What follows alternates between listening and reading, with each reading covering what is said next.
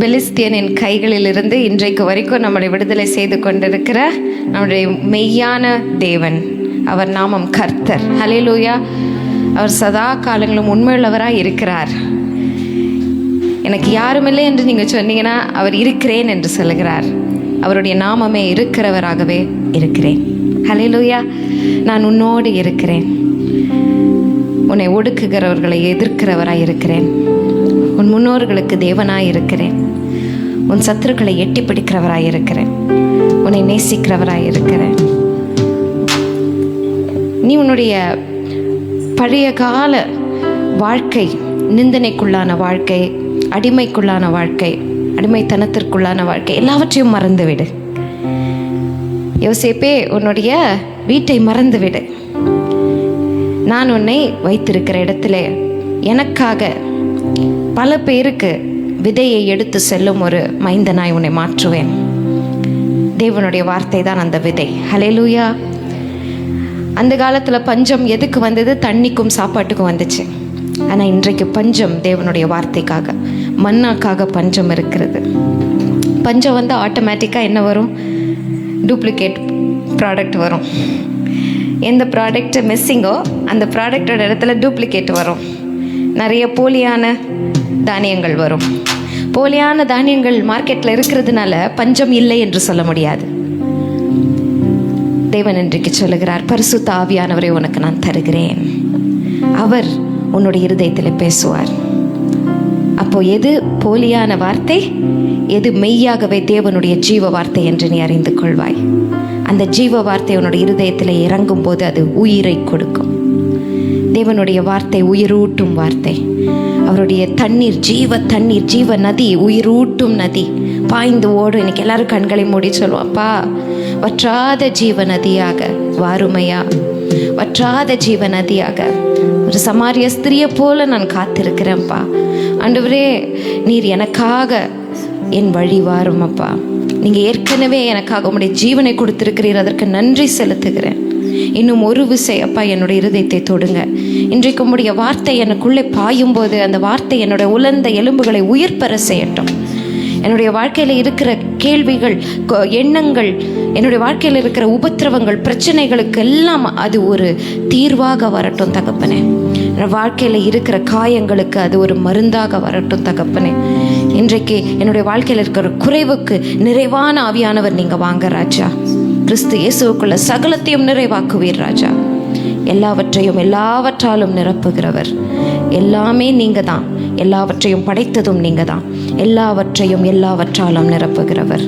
அவர் தன்னையே ஊற்றி கொடுத்து நிரப்புகிறார். ஹல்லேலூயா. இன்றைக்கு நாங்கள் ஆராதிக்கும் போது தேவரீரன் எங்களுடைய துதியிலே நீர் மகிமைப்படுவீராக.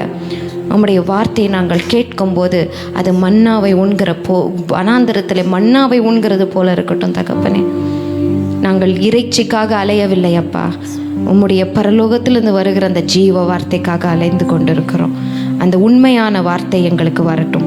இயேசுவின் நாமத்தை கேட்டுக்கொள்கிறோம் அன்பின் பரமபிதாவே, ஆமேன். ஹல்லேலூயா. நம்ம எல்லாரும் தேவனை துதிக்கும்படியாய் நாம் எழுந்து நிற்போம். தேவனை துதிக்கும் நேரம் மிகவும் சந்தோஷமான ஒரு நேரம். எனக்கு அது மிகவும் பிடிக்கும், மிகவும் ஒரு சந்தோஷமான நேரம். ஏனென்றால் நாம் ஆராதிப்பது, நாம் ஜீவனுள்ள தேவனை நாம் ஆராதிக்கிறோம். அவர் ஜீவனுள்ளவர், உயிரில்லாத ஒருவரை நாம் ஆராதிக்கவில்லை. ஆகவே இந்த நேரத்தில் நாம் பாடல்களை பாடி நம்மை முற்றிலுமாய் அர்ப்பணித்து விடுதலையோடு கூட தேவனை ஆராதிப்போம். இன்றைக்கு விடுதலை நமக்கு இருக்கிறது. அவரை ஆராதிப்பதற்கு, ஆலயத்திற்கு வருவதற்கு, அவருடைய வசனங்களை தியானிப்பதற்கு, எல்லாவற்றுக்கும் விடுதலை இருக்கிறது. அப்படி விடுதலை நமக்கு இருக்கும் பொழுது நாம் எப்படி அமைதலாக நாம் இருக்க முடியும்? துதி என்பது நம்முடைய இரத்தத்தோடு இரத்தமாய் கலந்து விட்டதாக இருக்க வேண்டும். நான் சொல்வதினால் அல்ல துதிக்க வேண்டும் என்று சொல்லி நான் கட்டாயப்படுத்துவதினால் அல்ல. அது ஒரு கட்டாயமும் அல்ல. நாம் உண்மையாய் தேவனை நேசிக்கிறோம் என்றால் நாம் விடுதலையோடு நாம் அவரை ஆராதிப்போம். நடனமாடி அவரை ஆராதிக்கலாம். நமக்கு எப்படி பரிசுத்த ஆவியானவர் வழி நடத்துகிறாரோ அப்படி நாம் ஒழுக்கத்தோடு தேவனை ஆராதிக்கத்தக்கதாய், பரிசுத்த அலங்காரத்தோடு அவரை தொழுது கொள்ளத்தக்கதாய் நம்மை முற்றிலுமாய் அர்ப்பணிப்போம். நாம் பாடப்போகிற அந்த பாடலிலே தேவா சரணம் கர்த்தா சரணம், ராஜா சரணம் என்று சொல்லி சரணம் என்ற வார்த்தை வருகிறது. அநேகர் இந்த வார்த்தை எப்படி நாம் உபயோகிக்கலாம் என்று சொல்லி கேட்பார்கள். ஆனால் சரணம் என்று சொல்லும் பொழுது நம்மை முற்றிலுமாய் நம்மை சரணடைய செய்வது, சரண்டர் என்று சொல்கிறோம் ஆங்கிலத்திலே. அப்படி இந்த நேரத்தில் இந்த பாடலை பாடும் பொழுதே அவரை துதித்து அவர் யார் என்பதை நாம் சொல்லி நாம் பாடப்போகிறோம். அது மாத்திரமல்ல, அதோடு கூட நம்மை முற்றிலுமாய் சரணாகதியாக, தேவனே நீ உம்மை தவிர எனக்கு வேறு யாரும் இல்லை அப்பா என்று சொல்லி முற்றிலுமாய் நாம் அவரிடத்தில் நம்மை அர்ப்பணித்து இந்த பாடலை பாடி நம்முடைய தேவனை நாம் மகிமைப்படுத்தலாம். நாம் கரங்களை தட்டி அவரை பாடி நாம் அவரை ஆராதிக்கலாம். கரங்களை கொடுத்திருக்கிறார். ஒருவேளை இன்ஸ்ட்ருமெண்ட்ஸ் நமக்கு வாசிக்க தெரியாமல் இருக்கலாம், அந்த ஆப்பர்ச்சுனிட்டி நமக்கு இல்லாமல் இருக்கலாம். ஆனால் கரங்களை கொடுத்திருக்கிறார். அந்த அருமை கரங்களை தட்டும் பொழுது நமக்கு சரீரத்திலும் நமக்கு நல்ல ஒரு ஹெல்த் வைஸ், அதாவது ஆரோக்கியம் நமக்கு கிடைக்கும். நல்ல ஒரு எக்ஸசைஸ் அது. ஸோ நாம் தேவனை ஆராதித்து மகிமைப்படுத்தி இந்த நேரத்தில் இந்த பாடலை பாடி நாம் துதிப்போம், தேவனை மகிமைப்படுத்துவோம்.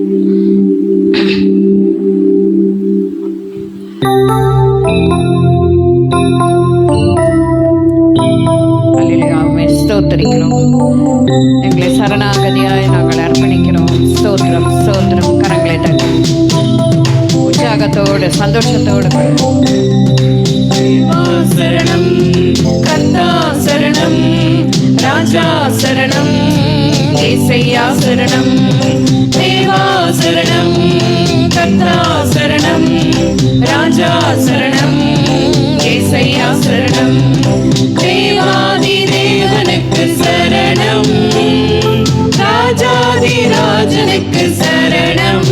கரங்களை தட்டி தேவாதி தேவனுக்கு சரணம், ராஜாதி ராஜனுக்கு சரணம், தூயாவி சரணம், தூயாவி சரணம், அபிஷேகநாதா அபிஷேகநாதா சரணம், தூயாவி சரணம், அபிஷேகநாதா சரணம், சரணம் சரணம் சரணம் சரணம் சரணம் சரணம், தேவா சரணம், கர்த்தா சரணம், ராஜா சரணம், ஏசையா சரணம், தேவா சரணம், கர்த்தா சரணம், ராஜா சரணம், ஏசையா சரணம், கர்த்தாதி கர்த்தனுக்கு சரணம், காருண்ய கேடகமே சரணம், கர்த்தாதி கர்த்தனுக்கு சரணம், காருண்ய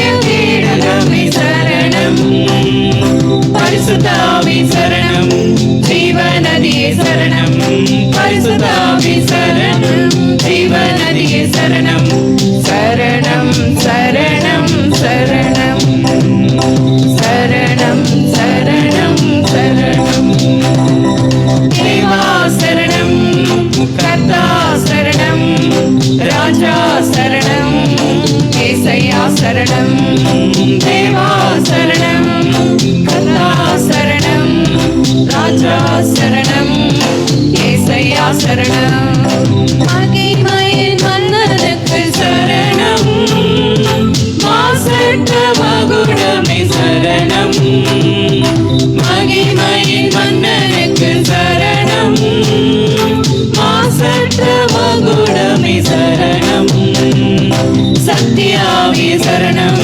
சர்வவியாபி சரணம், சத்யாவி சரணம், சர்வவியாபி சரணம், சரணம் சரணம் சரணம் சரணம் சரணம் சரணம், தேவா சரணம், கர்த்தா சரணம், ராஜா சரணம், ஏசையா சரணம், தேவா சரணம், கர்த்தா சரணம், ராஜா சரணம், ஏசையா சரணம், தேவா சரணம், கர்த்தா சரணம், ராஜா சரணம், ஏசையா சரணம்.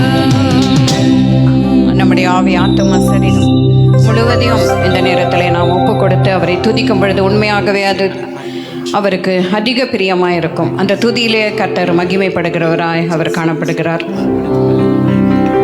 பள்ளத்தாக்கின் மத்தியிலே நமக்கு ஒரு நீரூற்றை காண்பிக்கிற தேவன். நாம் பாடப்போகிற இந்த பாடலிலே நாம்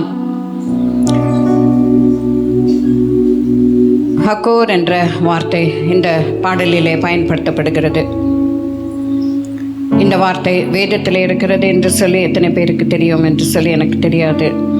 நியாயாதிபதிகள் 15வது அதிகாரம் 19வது வசனத்திலே சிம்சோன் இப்படியாக பேரிடுகிறான். அவன் பெலிஸ்தேரோடு போரிட்டு வரும்பொழுது அவன் செய்த ஒரு சிறு காரியத்தின் நிமித்தமாக பெலிஸ்தேருக்கும் யூத ஜனங்களுக்கும் இடையிலே பெரிய போராட்டம் நடக்கிறது. அந்த போராட்டத்திலே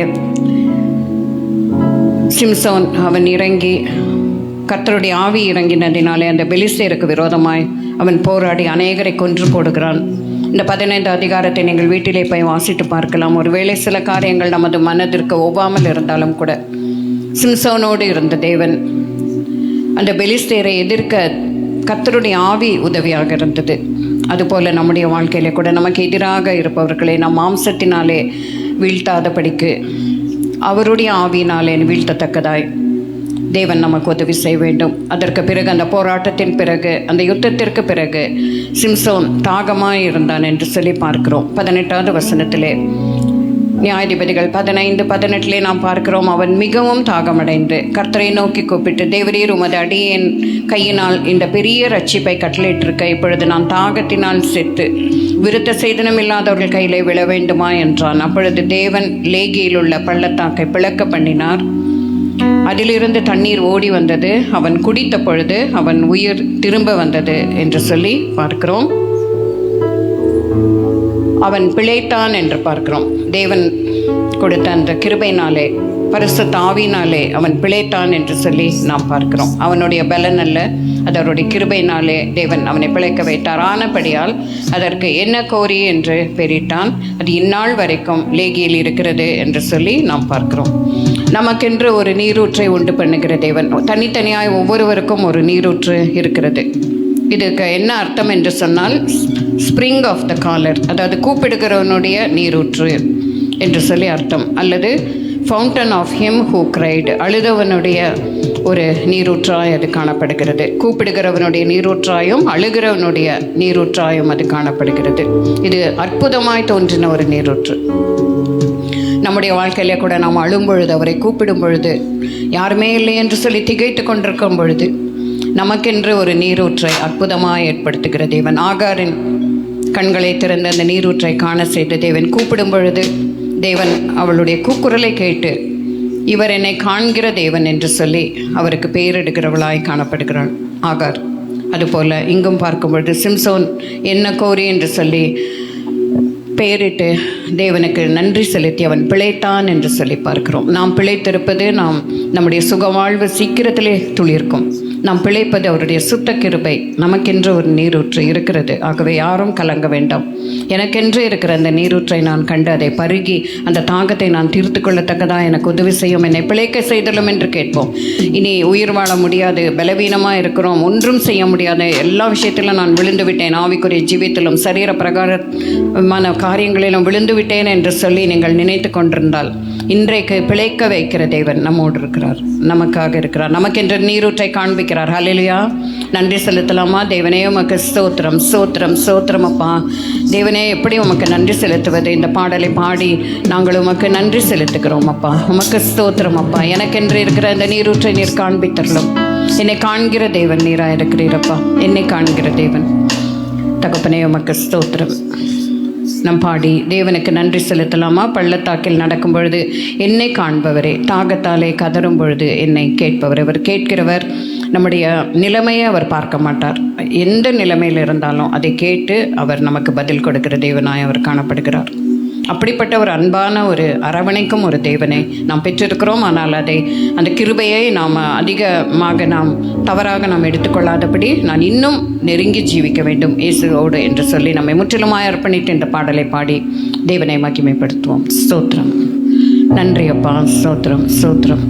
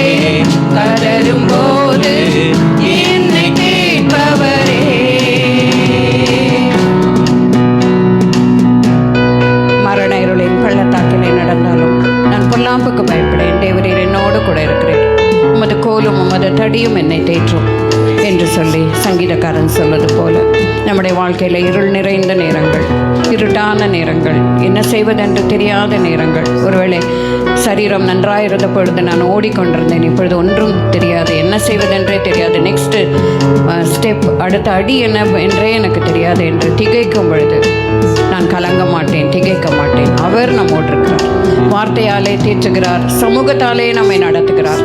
அப்படிப்பட்ட தேவன் நமக்கு உண்டு. ஹல்லேலூயா, ஸ்தோத்திரம், ஸ்தோத்திரம்.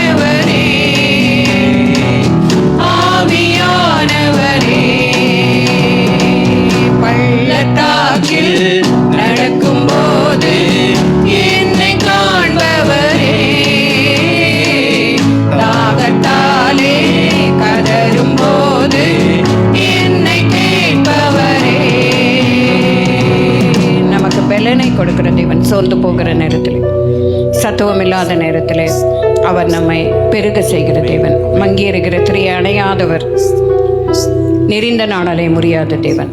தேவனே, உமாலே நான் பலன் அடைந்துடுவேன். அவருடைய வார்த்தை நமக்கு பலனை கொடுக்கிறது.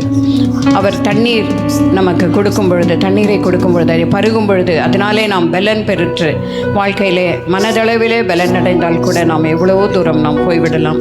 நீ எழுந்து போஜனம் பண்ணு, நீ போக வேண்டிய தூரம் வெகு தூரம் என்று சொல்லி எலியாவை தேற்றின தேவன். சூறை செடியின் கீழே படுத்து கொண்டிருந்த பொழுதும் தட்டி எழுப்பி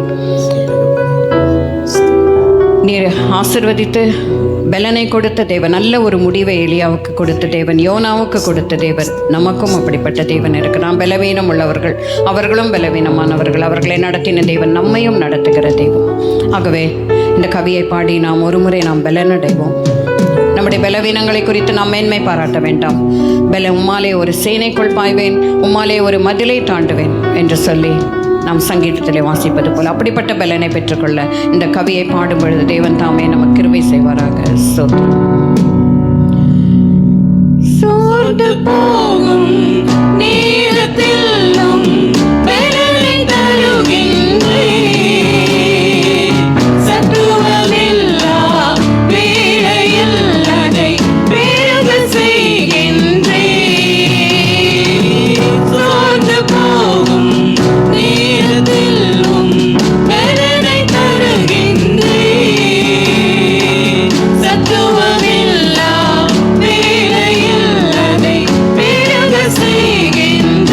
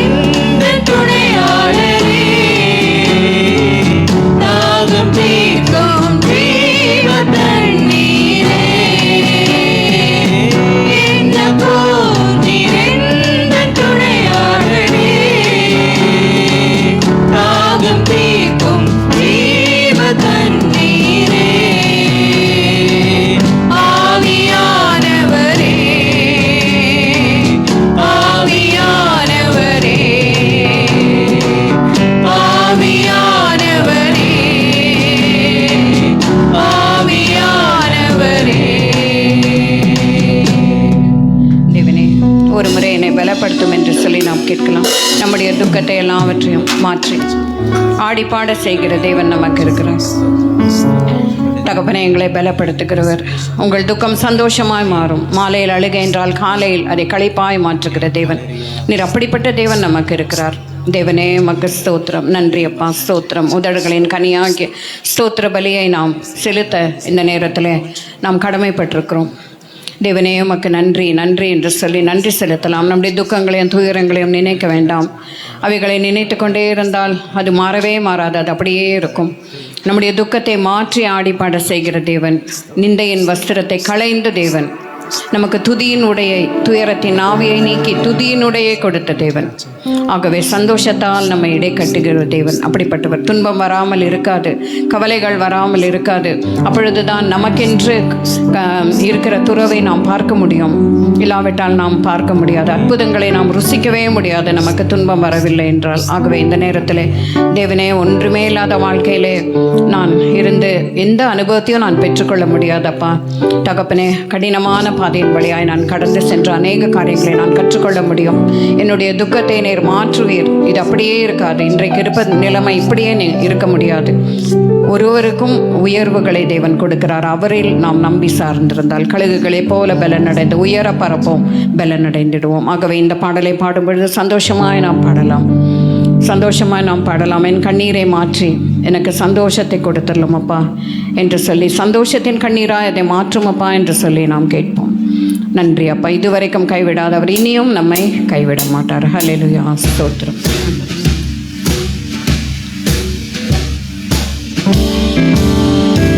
கரங்களை தட்டி ஸ்தோத்திரம். ஹல்லேலூயா, உம்மை மகிமைப்படுத்துகிறோம், உமக்கு நன்றி செலுத்துகிறோம், ஸ்தோத்திரிக்கிறோம்.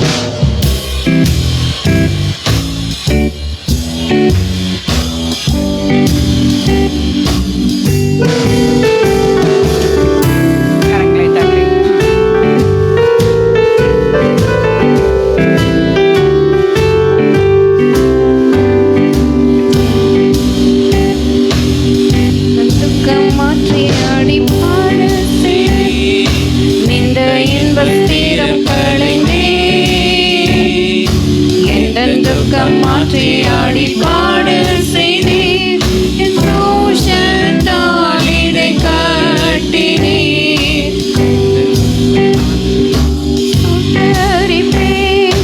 அமர்ந்திட அவனில் நானே, எந்த ஆண்டவரே, என்றென்றும் துதிகளை ஏறெடுப்பேன். எந்த துக்கம் மாற்றி ஆடி பாட செய்தீர், நிந்தையின் வஸ்திரம் களைந்தீர். எந்த துக்கம் மாற்றி ஆடி பாட செய்தீர், சந்தோஷத்தால் இடை கட்டினீர். உள்ளளவும் புகழ்ந்தும்மை ஸ்தோத்தரிப்பேன். அமர்ந்திருந்த அவனில் நானே, எந்த ஆண்டவரே, என்றென்றும் துதிகளை ஏறெடுப்பேனே. என் துக்கம் மாற்றி ஆடி பாட செய்தீர், நிந்தையின் வஸ்திரம் களைந்தீர். எந்த துக்கம் மாற்றி ஆடி பாட செய்தீர், சந்தோஷத்தால் இடை கட்டினீர். உள்ளளவும் புகழ்ந்தும்மை ஸ்தோத்தரிப்பேன். அமர்ந்திருந்த அவனில் நானே, எந்த ஆண்டவரே, என்றென்றும் துதிகளை ஏறெடுப்பேனே. என் துக்கம் மாற்றி ஆடி பாட செய்தீர், நிந்தையின் வஸ்திரம் களைந்தீர். எந்த துக்கம் மாற்றி ஆடி பாட செய்தீர், சந்தோஷத்தால் இடை கட்டினீர். உள்ளளவும் புகழ்ந்தும்மை ஸ்தோத்தரிப்பேன். அமர்ந்திருந்த அவனில் நானே, எந்த ஆண்டவரே, என்றென்றும் துதிகளை ஏறெடுப்பேனே. நம்முடைய துக்கத்தை மாற்றி ஆடப்பட செய்கிற மட்டும் உமக்கு ஸ்தோத்திரங்களை நான் எடுப்பேன் என்று சங்கீதக்காரன் சொல்கிறார். நம்முடைய மூச்சு அடங்கும் வரைக்கும் மரித்தவர்களும் மௌனத்தில் இருப்பவர்களும் உம்மை துதியார்கள். உயிரோடு இருக்கும் நானே உம்மை துதிப்பேன் என்று சங்கீத புஸ்தகத்திலே நாம் வாசிக்கிறோம். தேவனே, இந்த நேரத்திலே நான் உயிரோடு இருக்கிறேன் என்று சொன்னால் நான் துதிக்க வேண்டும். நான் மரித்து விட்டால் நான் துதிக்க முடியாதப்பா. குழியில் இறங்குகிறவர்கள் உம்மை துதிக்கவே முடியாது. ஆகவே உயிரோடு இருக்கும் பொழுதே உம்மை நான் துதிக்க வேண்டும். மரிக்கும் பொழுதும் நான் உம்மை துதித்து கொண்டே நான் மரிக்க எனக்கு உதவி செய்தலும் என்று சொல்லி, எந்த சூழ்நிலையிலும், ஒருவேளை சூழ்நிலை மோசமாக இருக்கலாம், நான் துதிக்க முடியாதபடி இருக்கலாம், ஆனாலும் உம்மை நான் துதிக்கிறேன் என்று சொல்லி நம்மை அர்ப்பணிப்போம். அர்ப்பணித்து இந்த கவியை பாடி மறுபடியும் ஒரு முறை பாடி அவருக்கு ஸ்தோத்திரங்களையும் துதியும் கனத்தையும் மகிமையும் நாம் செலுத்துவோம்.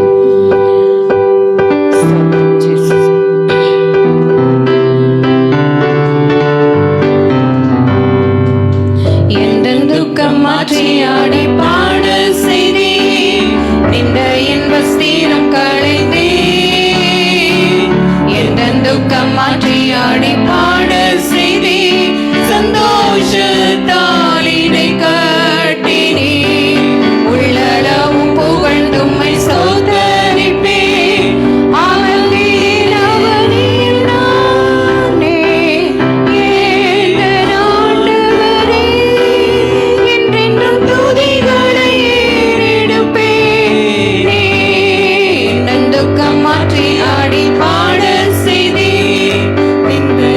ஸ்தீரம் கலைந்தே எந்த துக்கம் மாற்றி ஆடி பாட செய்தி சந்தோஷத்தால் இடை கட்டினே புகழ்ந்தும்மை சோதரிப்பே அமர்ந்தேன் நானே ஏந்த ஆண்டவரே என்றென்றும் துதிகளை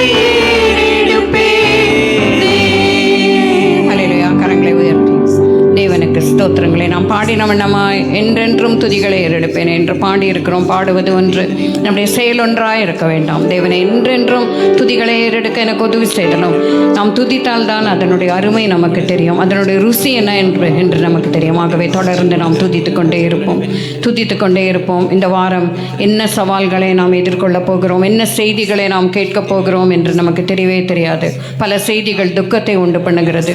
எங்கிடத்தாலும் நல்ல செய்திகள் கிடையாது. ஆனாலும் தேவனே, உம்மை நான் துதிப்பேன், உம்மை துதித்து கொண்டே இருப்பேன். உள்ளளவு உம்மை நான் கீர்த்தனை பண்ணுவேன். ஏனென்றால் என்னுடைய துக்கத்தை மாற்றி ஆடிப்பாட செய்கிற தேவன், அப்படிப்பட்ட தேவன். தேவனே நன்றி அப்பா. நாம் எல்லாரும் தேவனுக்கு ஸ்தோத்திரங்களை, நம்முடைய வாய்களை திறந்து நாம் தேவனுக்கு நன்றி செலுத்தலாமா? ஸ்தோத்திரம், ஸ்தோத்திரம், ஸ்தோத்திரம். அவருக்கு வேறு எதை நாம் செலுத்த முடியும்? ஒன்றும் செலுத்த முடியாது. தகப்பனே, நீர் செய்த நன்மைகளை நினைத்து ரட்சிப்பின் பாத்திரத்தை எடுத்து உம்மை தொழுது கொள்ளுவேன் அப்பா. ஸ்தோத்திரம் அப்பா. அப்படிப்பட்ட கிருபை நீர் எங்களுக்கு கொடுத்திருக்கிறீர் அப்பா. ஸ்தோத்திரம், ஸ்தோத்திரம். தகுதி இல்லாத எங்களை நீர் அரவணைத்துக் கொண்டிருக்கிறீர், தேற்றுகிறீர், ஆற்றுகிறீர். தாயை போல தேற்றுகிறீர், தந்தை போல தோளிலே சுமந்து செல்கிற தேவனே, நான் உம்மை ஸ்தோத்தரிக்கிறேன் அப்பா, ஸ்தோத்தரிக்கிறேன். உள்ளளவும் புகழ்ந்து உம்மை ஸ்தோத்தரிப்பேன். நான் அமைதியாய் இந்த உலகத்திலே நான் இருக்க மாட்டேன் அப்பா. நான் இடைவிடாமல் உம்மை ஸ்தோத்தரிப்பேன், ஸ்தோத்தரிப்பேன், ஸ்தோத்தரிப்பேன். நன்றி அப்பா, நன்றி அப்பா, நன்றி. ஸ்தோத்திரம், ஸ்தோத்திரம். எனக்காக யாவையும் செய்து முடிக்கிறீரே, உமக்கு ஸ்தோத்திரம். உடைய கிருபை என்றைக்கும் உள்ளது. கர்த்தாவே, உம்முடைய கரத்தின் கிரியைகளை நெகிழ விடாமல் இரும். கர்த்தாவே, என்னை ஆசீர்வதியும், என் எல்லையே பெரிதாக்கும். இந்த வலது கரம் என்னோடு இருந்து தீங்கு துக்கப்படுத்தாதபடி பாதுகாத்துக் கொள்ளும் என்று சொல்லி நாம் ஜெபித்து அவரிடத்திலே நாம் நன்மையையும் ஆசீர்வாதங்களையும் பெற்றுக்கொள்வோம். நம்மை உயர்த்துகிற தேவன் யாபேசை தன்னுடைய சகோதரை பார்க்கிலும் கனம் பெற்றவனாய் விளங்க செய்ததற்கு என்ன காரணம்? அவன் செய்த ஒரு சிறு ஜெபம். அந்த ஜெபத்தினாலே நாம் ஜெயத்தை நாம் பெற்றுக்கொள்ள முடியும். ஹல்லேலூயா, ஸ்தோத்திரம். எல்லாரும் கரங்களை தட்டி தேவனை மகிமைப்படுத்தலாம். தேவனே ஸ்தோத்திரம். நன்றி அப்பா, நன்றி அப்பா, நன்றி அப்பா. ஸ்தோத்திரம், ஸ்தோத்திரம். இரண்டு கரங்களையும் கூப்பி நம்முடைய தலைகளை வணங்கி, தேவனே, உம்முடைய சமூகத்தில் நான் ஒன்றுமில்லை, என்னை அர்ப்பணிக்கிறேன். நீ செய்த நன்மைகளுக்காக உமக்கு நன்றி என்று சொல்லி நன்றி செலுத்தலாம். நன்றி அப்பா, நன்றி, நன்றி. துதி கனம் மகிமை யாவும் உமக்கு செலுத்துகிறோம் அன்பின் பரமபிதாவே, ஆமென். இப்பொழுது நாம் சங்கீதத்தை நாம் வாசிப்போம். சங்கீதம் 84வது சங்கீதம், மாறி மாறி வாசிக்க குறிக்கப்பட்ட சங்கீதம். சங்கீதம் 84. ஆஷா முன்பாக வந்து இந்த சங்கீதத்தை வாசிப்பதற்கு உதவி செய்யும்படியாக. சங்கீதம் 84.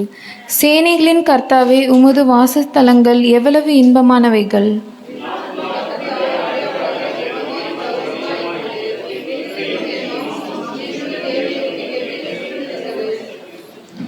என் ராஜாவும் என் தேவனுமாகிய சேனைகளின் கர்த்தாவே, உம்முடைய பீடங்களண்டையில் அடைக்கலான் குருவிக்கு வீடும் தகைவிலான் குருவிக்கு தன் குஞ்சுகளை வைக்கும் கூடும் கிடைத்ததே.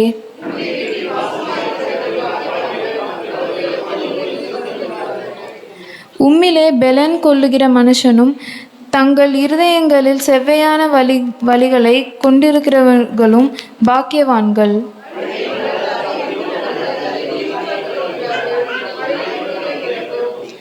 அவர்கள் பலத்தின் மேல் பலம் அடைந்து சியோனிலே தேவ சந்ததியில் வந்து காணப்படுவார்கள்.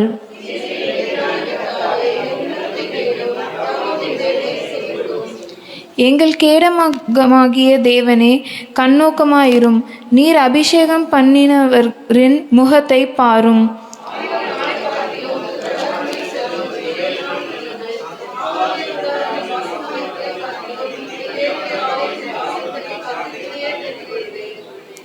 தேவனாகிய கர்த்தர் சூரியனும் கேடகமுமானவர்.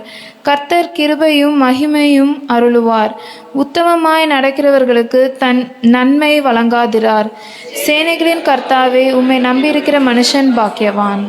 கர்த்தருடைய பரிசுத்த நாமத்துக்கு மகிமை உண்டாகட்டும்.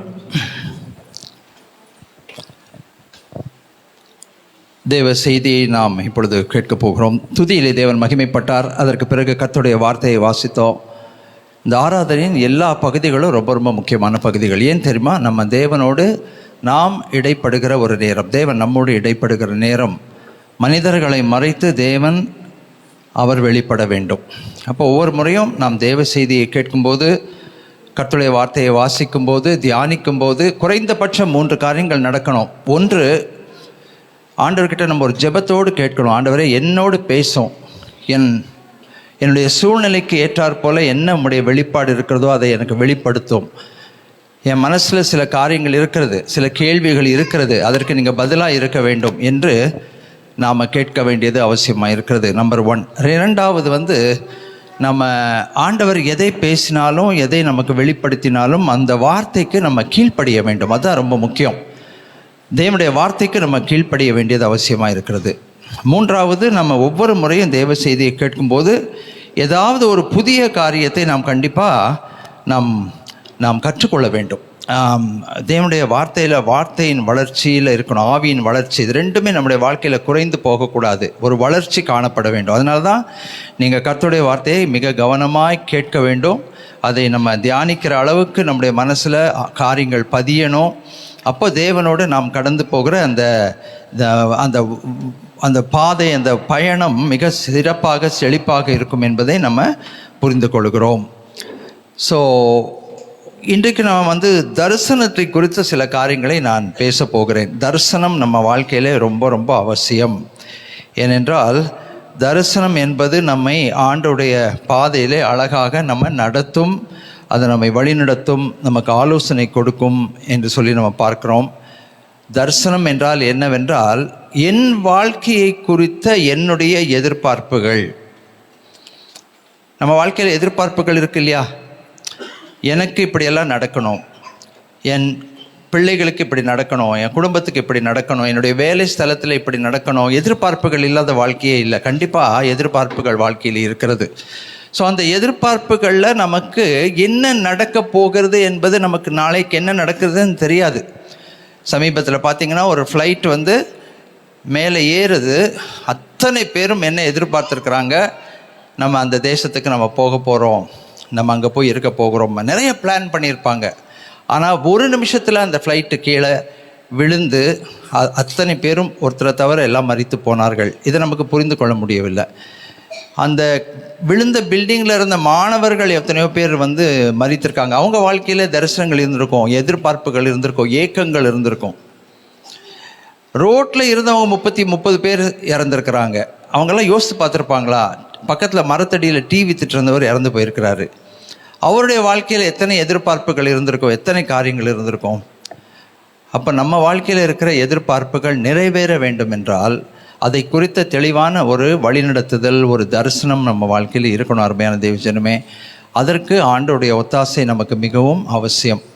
அதனால தான் ஒவ்வொரு நாளும் காலையில் எந்திரிச்சு நம்ம கரங்களை உயர்த்தி ஆண்டவருக்கு நன்றி சொல்லணும். என்ன சொல்லி ஜெபிக்கணும் தெரியுமா? நான் பிழைத்திருக்கிறது உம்முடைய கிருபை, நான் நிர்மூலமாகாமல் இருக்கிறது உம்முடைய பெரிய கிருபை. ஏனென்றால் நம்ம பிழைத்திருக்கணுன்ற எந்த அவசியமும் கிடையாது. அவங்கெல்லாம் கெட்டவங்க, பாவிங்க, அதனால் செத்து போயிட்டாங்க, நாங்கள் பரிசுத்தவான்கள், நாங்கள் உயிரோடு இருக்கிறோம் என்று சொல்லுகிறதற்கு நம்மக்கிட்ட என்ன இருக்குது சொல்லுங்கள் பார்ப்போம்? ஒன்றுமே இல்லை. ஆனால் இதோ ஒரு கிருபை நம்மை தாங்கி கொண்டு இருக்கிறது. இன்றைக்கும் பிழைத்திருக்கிறோம். இந்த கோவிடில் தப்பிச்சு வந்ததே பெரிய ஒரு விஷயம். ஆண்டவருக்கு தினமும் நாம் நன்றி சொல்லணும். நைட்டு படுக்கிறதுக்கு முந்தி நன்றி சொல்லிட்டு படுக்கணும். ஆண்டவரே, இன்றைக்கி எல்லா காரியத்தையும் நான் செய்கிறதுக்கு கிருபை கொடுத்தீங்களே, இரக்கம் கொடுத்தீங்களே, தயவு கொடுத்தீங்களே, நன்றி ராஜா என்று சொல்லி நம்ம நன்றி சொல்லி ஜெபித்து விட்டு நாம் தூங்க வேண்டியது மிகவும் அவசியமாக இருக்கிறது. ஸோ இன்றைக்கி நம்ம ஆண்டவர்கிட்ட என்ன இந்த செய்தியை கேட்கும்போது நம்ம என்ன கேட்க போகிறோம் தெரியுமா? ஆண்டவரே, என் வாழ்க்கையை குறித்த சில தரிசனங்களை, என் வாழ்க்கை எதிர்காலத்தை குறித்த சில தரிசனங்களை எனக்கு நீங்கள் தாங்க. நிறைய காரியம் என்னால் புரிஞ்சுக்க முடியல. இதை நான் செய்து முடிக்க முடியுமா, செய்து முடிக்க முடியாதா, நான் தாண்டுவேனா, தாண்ட மாட்டேன், நான் போய் எட்டுவேனா இல்லையா, பலவிதமான குழப்பங்கள் நமக்கு இருக்கிறது. ஏன்னா நாளைக்கு என்ன நடக்கும் நமக்கு தெரியல. பல காரியங்களை கேள்விப்படும் போது மனதிலே ஒரு பயம் வருகிறது, அச்சம் வருகிறது. அப்போ ஆண்டவர்கிட்ட நம்ம இந்த செய்தியை கேட்கும் போதே மனசில் கேளுங்க, என் வாழ்க்கையை குறித்து, என் எதிர்காலத்தை குறித்த தரிசனங்களை ஆண்டவரே எனக்கு நீங்கள் வெளிப்படுத்துங்க. ஆவிக்குரிய வாழ்க்கையிலே தரிசனங்கள், உலக பிரகாரமான வாழ்க்கையிலே தரிசனங்கள். உலக வாழ்க்கையில் நமக்கு தரிசனம் வேணும், ஆவிக்குரிய பிரகாரத்திலும் ஒரு தரிசனம் வேணும். வெறும் உலக பிரகாரமாக தரிசனம் கொடுத்து ஆண்டவர் நல்ல வேலையை கொடுக்குறேன், நல்ல ப்ரொமோஷன் கொடுக்குறேன், நல்ல சம்பளத்தை கொடுக்குறேன், உனக்கு ஒரு வீட்டை கட்டி கொடுக்குறேன், உனக்கு ஒரு நிலத்தை வாங்கி கொடுக்குறேன்னா இந்த உலகத்தோடு அது முடிஞ்சு போச்சு. ஆனால் அது ஆவிக்குரிய வாழ்க்கையிலே தரிசனங்கள் வேண்டும். அதிலும் ஆண்டவர் இருக்கிறார். ஏன் தெரியுமா? கர்த்தருடைய வார்த்தை என்ன தெரியுமா சொல்லுது? முதலாவது தேவனுடைய ராஜ்யத்தையும் அவருடைய நீதியையும் தேடுங்கள், அப்பொழுது இவைகள் எல்லாம் உங்களுக்கு கூட கொடுக்கப்படும். ஸோ ஆவி இல்லாத ஒரு ஆசீர்வாதம் நமக்கு வேண்டாம். முதலாவது ஆவிக்குரிய ஆசீர்வாதம். எபேசியர் 1:3 சொல்லுகிறது, பிதாவாகிய தேவன் இயேசு கிறிஸ்துவுக்குள் நம்மை சகல ஆவிக்குரிய ஆசீர்வாதங்களினாலும் ஆசீர்வதித்திருக்கிறார். ஸோ ஆவியை முதன்மைப்படுத்துகிறவர்கள் ஆசீர்வதிக்கப்பட்டவர்கள். அந்த ஆவியினுடைய ஆசீர்வாதத்திலிருந்து உலக பிரகாரமான ஆசீர்வாதம் வரட்டும், அந்த ஆவியின் ஆசீர்வாதத்திலிருந்து பொருளாதார ஆசீர்வாதம் வரட்டும், அந்த ஆவியின் ஆசீர்வாதத்திலிருந்து சரீர பிரகாரமான ஆசீர்வாதங்கள், சுகபெல்ல ஜீவன், ஆரோக்கியம், ஆயுசு நாட்களின் மகிமை வரட்டும், பெற்றுக்கொள்ளலாம். ஆவியை முதன்மைப்படுத்துகிறவர்கள் பாக்கியவான்கள், வார்த்தையை முதன்மைப்படுத்துகிறவர்கள் பாக்கியவான்கள். அப்போ இன்னைக்கு என்ன கேட்கணும்னு, ஆண்டவரே, என் வாழ்க்கைக்கான ஆவிக்குரிய வாழ்க்கைக்குரிய எதிர்காலத்தையும் தரிசனங்களையும் எனக்கு தாங்க. உலக பிரகாரமான இந்த வாழ்க்கையில், சரீர பிரகாரமான வாழ்க்கையில் இருக்கிற தரிசனங்களையும் எனக்கு தாங்க. ஸோ முழுமையான ஒரு ஆவிக்குரிய வாழ்க்கை. அப்போ என்ன நடக்கும்னு கேட்டால், எத்தனை கர்த்தர் உயர்வை தந்தாலும், ஆசீர்வாதங்களை தந்தாலும், செழிப்பை தந்தாலும், நம்ம ஒரு நாளும் ஒரு கர்வமாக, அகங்காரமாக, ஆணவமாக நம்ம நடக்க மாட்டோம். தாழ்மையாக நடப்போம்.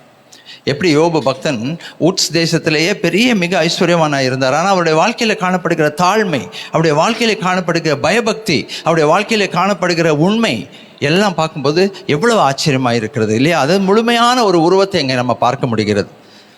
நம்ம தேசத்துலேயும் சரி, தமிழ்நாட்டிலையும் சரி சொல்லுவாங்க, பழமொழி சொல்லுவாங்க, அர்ப்பனுக்கு ஆயுசு வந்தால் அர்த்தராத்திரியிலேருந்து கொடை பிடிப்பானா. அப்படி நம்ம எவ்வளவோ பேரை நம்ம பார்க்க முடிகிறது.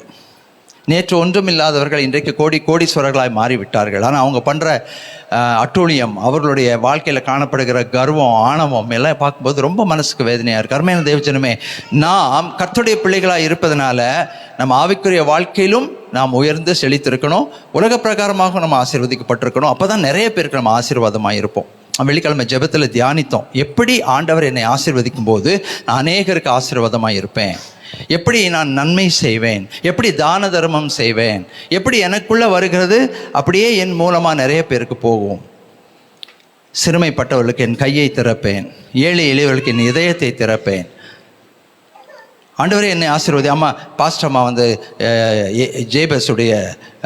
யாபேசுடைய ஜெபத்தை சொன்னாங்க. தேவரீர் என்னை ஆசீர்வதித்து என் எல்லைகளை பெரிதாக்கி உமது கரம் என்னோடு இருந்து தீங்கு என்னை தொடாதபடி. ஆனால் எதுக்காக கேட்குறாரு ஆசீர்வாதத்தை? தன்னலமாக வாழ்கிறதுக்காகவா? இல்லை, நான் நிறைய பேருக்கு ஆசீர்வாதமாக இருப்பேன். நீங்கள் என்ன ஆசீர்வதிங்க ஆண்டவரே, என்னை செழிக்க பண்ணுங்க, என்னை உயர்த்துங்க, நான் நிறைய பேருக்கு ஆசீர்வாதமாக இருப்பேன். அப்படி கேட்கிற ஜெபம் ரொம்ப நல்ல ஜெபம். ஸோ முதலாவது ஒரு வசனத்தை வாசிக்க போகிறோம். பரிசுத்த வேதாகமத்தை கையில் வைத்திருக்கிறவர்கள், என்னோட கூட வைத்திருக்கிறவர்கள் எடுத்து என்னோட கூட சேர்ந்து வாசிங்க. ஆலோசனை அவசியம், தரிசனம் அவசியம். நீதிமொழிகளின் புத்தகம் 11வது அதிகாரம் 14வது வசனம். Proverbs chapter 11 verse 14. நீதிமொழிகள் 11வது அதிகாரம் 14வது வசனம் எல்லாரும் சேர்ந்து வாசிப்போம். ஆலோசனை இல்லாத இடத்தில் ஜனங்கள் விழுந்து போவார்கள், அநேக ஆலோசனைக்காரர் உண்டானால் சுகம் உண்டாகும். ஆலோசனை இல்லாத இடத்துல ஜனங்கள் விழுந்து போவார்கள். நிறைய பேர்கிட்ட நான் கேட்குறேன், படிக்கிற பிள்ளைகள் கிட்ட கேட்குறேன், ஸ்கூலுக்கு போகிற பிள்ளைங்க கிட்ட கேட்குறேன், 12வது வகுப்பு எழுதுகிறாங்க, அவங்கக்கிட்ட நான் கேட்குறேன், எப்பா என்ன பண்ண போகிற நீ முடிச்சுட்டு, என்ன பண்ணுற, என்ன தரிசனம் இருக்குது உனக்கு, என்ன பண்ண போகிற அப்படின்னா பாதி பேர் என்ன தெரியுமா சொல்கிறாங்க, தெரியலங்கிறான். ஓப்பனாக சொல்கிறான், ஆனஸ்ட்டாக சொல்கிறான். எங்கள் காலத்தில் நாங்கள் கொஞ்சம் ஞானிங்க, நாங்கள் அப்படி ஆனஸ்ட்டாலாம் சொல்ல மாட்டோம். நான் 30 மார்க் கணக்கில் வாங்கினாலும் என்னை கேட்டால் நான் என்ன தெரியுமா சொல்லுவேன், நான் வந்து ஆடிட்டர் ஆக போகிறேன், நான் வந்து பெரிய என்ஜினியர் ஆக போகிறேன்னு, இல்லை டாக்டர் ஆக போகிறேன். சயின்ஸில் எவ்வளோ மார்க் வாங்குறேன், 45 மார்க் வாங்குகிறேன், ஆனால் நான் டாக்டர் ஆகணும், டாக்டர் ஆவேன். இல்லை, இந்த காலத்து பசங்க ரொம்ப ஆனஸ்ட்டாக பேசுகிறாங்க, ஓப்பனாக பேசுகிறாங்க. என்ன பேசுகிறாங்க தெரியுங்களா, அவங்க ஓப்பனாக பேசுகிறாங்க, தெரியலங்கிறாங்க. அப்போது உனக்கே உன்னுடைய எதிர்காலத்தை குறித்து ஒரு தரிசனம் இல்லைன்னா, நீ என்ன பண்ண போகிறன்றது உனக்கே மனசில் ஒரு எண்ணம் இல்லைன்னா, அதை குறித்த ஒரு எண்ணம், ஒரு விருப்பம் இல்லைன்னா, அப்போ அது எப்படிப்பட்ட வாழ்க்கையாக இருக்கும் நான் யோசித்து பார்க்குறேன். கண்டிப்பாக நமக்குள்ள ஒரு வைராக்கியம் இருக்க வேண்டும். நம்ம ஆண்டுடைய பிள்ளைகள், சுதந்திரவாளிகள், கர்த்தருடைய பிள்ளைகள், கர்த்தருடைய ஆசீர்வாதத்தை நம்ம அனுபவிக்க ருசிக்க அழைக்கப்பட்டிருக்கிறவர்கள். நமக்குள்ள ஒரு வைராக்கியம் இருக்கணும். ஆண்டவரே, நான் இது ஆக போகிறேன், நான் இதை தான் ஆகணும், எனக்கு விருப்பம் இருக்கு ஆண்டவரே, என்னுடைய சித்தத்தை வெளிப்படுத்துங்க அப்படின்னு சொல்லக்கூடிய ஒரு வழிநடத்துதல் அங்கே விளங்குகிறது என்று சொல்லி பார்க்கிறோம். ஆலோசனை இல்லாத இடத்திலே ஜனங்கள் விழுந்து போவார்கள், அநேக ஆலோசனைக்காரர் உண்டானால் என்ன உண்டாகுமா, சுகம் உண்டாகும். இப்போ ஆலோசனை என்பது ரொம்ப அவசியம். இப்போ நிறைய பேர் சொல்லுவாங்க, நீ எனக்கு அட்வைஸ் பண்ணாத, உன் அட்வைஸ் எல்லாம் எனக்கு தேவையில்லை. பெற்றோரை பார்த்து சொல்லுவாங்க, டீச்சரை பார்த்து சொல்லுவாங்க, காலேஜில் ப்ரொஃபஸரை பார்த்து சொல்லுவாங்க, I don't need your advice, I know what to do. இல்லை, அநேக ஆலோசனைக்காரர் இருந்தால் சுகம் உண்டாகும் என்று கர்த்தருடைய வார்த்தை சொல்லுகிறது. ஏன் ஆலோசனை தேவை தெரியுமா? ஏனென்றால் நம்ம வித்தியாசமாக யோசிக்க முடியும். நம்ம ஒரு சேனலில் யோசித்து கொண்டிருப்போம், ஒரு வழியில் யோசித்து கொண்டிருப்போம். அவங்க சொல்கிற ஆலோசனை இன்னொரு ஆங்கிள் இருந்து, ஒரு பெர்ஸ்பெக்டிவ்ல இருந்து பார்க்கறதுக்கு நமக்கு உதவி செய்யும். இன்னொரு பரிமாணத்தை நம்ம வாழ்க்கையில உருவாக்கும். அந்த பரிமாணத்திலிருந்து பார்க்கும்போது நமக்கு ஒரு வித்தியாசமாக ஒரு சில காரியங்கள் தெரியும். பொதுவாக ஒரு உதாரணம் சொல்லுவாங்க, தரையில் ஒரு பெரிய நம்பர் 6 வரைஞ்சிட்டு ஒரு மனுஷன் இங்கே நிற்கிறான், ஒரு மனுஷன் அங்கே நிற்கிறான். ஒரு பெரிய 6 வரைஞ்சிருக்காங்க, நம்பர் 6வது நம்பர். இப்போ இங்கே இருக்கிற மனுஷன் அந்த 6வது நம்பரை பார்த்து என்ன சொல்லுவான், நீ என்ன பார்க்குறப்பான்னு கேட்டால் என்ன சொல்லுவான், சட்டுன்னு சொல்லுவான் 6ன்னு. அங்கே இருக்கிறவன் என்ன சொல்லுவான், 9. அநேக ஆலோசனைக்காரர் தேவை நமக்கு. ஆலோசனைக்காரர் இருந்தால் கர்த்தருக்கு நன்றி சொல்லுங்க. ஏனென்றால் அவர்கள் வித்தியாசமான கண்ணோட்டத்தோடு நம்ம வாழ்க்கையை பார்ப்பதற்கு நமக்கு உதவி செய்கிறார்கள். இன்னொரு பரிமாணத்திலிருந்து சில காரியங்களை நம்ம புரிந்து கொள்வதற்கு நமக்கு உதவி செய்கிறார்கள். சரி, அடுத்தது நமக்கு தெரிந்த இன்னொரு மிக முக்கியமான நல்ல ஒரு வசனம், நல்ல அடிக்கடி நம்ம உபயோகிக்கிற ஒரு வசனம். அதே நீதிமொழிகளின் புத்தகம் 29வது அதிகாரம் 18வது வசனம். நீதிமொழிகள் 29வது அதிகாரம் 18வது வசனம் நாம் சேர்ந்து வாசிப்போம். Proverbs chapter 29 verse 18. நீதிமொழிகள் 29வது அதிகாரம் 18வது வசனம் வைராக்கியமாக சேர்ந்து வாசிக்கலாம். தீர்க்க தரிசனம் இல்லாத இடத்தில் ஜனங்கள் சீர்கெட்டு போவார்கள், வேதத்தை காக்கிறவனோ பாக்கியவான். தீர்க்க தரிசனம் இல்லாத இடத்துல ஜனங்கள் சீர்கெட்டு போவார்கள். ரொம்ப தெளிவாக கர்த்தருடைய வார்த்தை சொல்லுகிறது. அப்போது நமக்கு கர்த்தருடைய வழிநடத்துதல் விளங்க வேண்டும் என்றால் தீர்க்க தரிசனம் இருக்க வேண்டும், தரிசனம் இருக்க வேண்டும். ஆண்டவர் என்ன சொல்கிறார் என்பதை புரிந்து கொள்ள வேண்டும். ஆண்டவர் என்ன சொல்கிறார் என்பதை கேட்பதற்கு நம்ம ஆயத்தமாக இருக்கணும். இருதயத்தை திறந்து வைக்கணும், ஓப்பனாக வைக்கணும். ஆண்டவரே, என் மனசில் இதெல்லாம் இருக்கு, ஆனால் நீங்கள் என்ன சொல்கிறீங்க, அதுதான் ரொம்ப முக்கியம். அவர் சொல்லுகிறதும் நாம் நினைக்கிறதும் ஒன்றாக இருந்தால் கர்த்தருக்கு ஸ்தோத்திரம், பிரச்சனை இல்லை. ஆனால் நான் நினைக்கிறது வேற, அவர் சொல்லுகிறது வேறன்னா அங்கே அவருக்கு நான் கீழ்ப்படிய வேண்டிய அவசியம் இருக்கிறது. தீர்க்க தரிசனம் இல்லாத இடத்திலே ஜனங்கள் என்ன செய்வார்களா, கீழே விழுந்து போவார்கள், அவர்கள் அழிந்து போவார்கள் அப்படின்றத நம்ம பார்க்க முடிகிறது. அப்போது இந்த தரிசனமானது எப்படிப்பட்டது?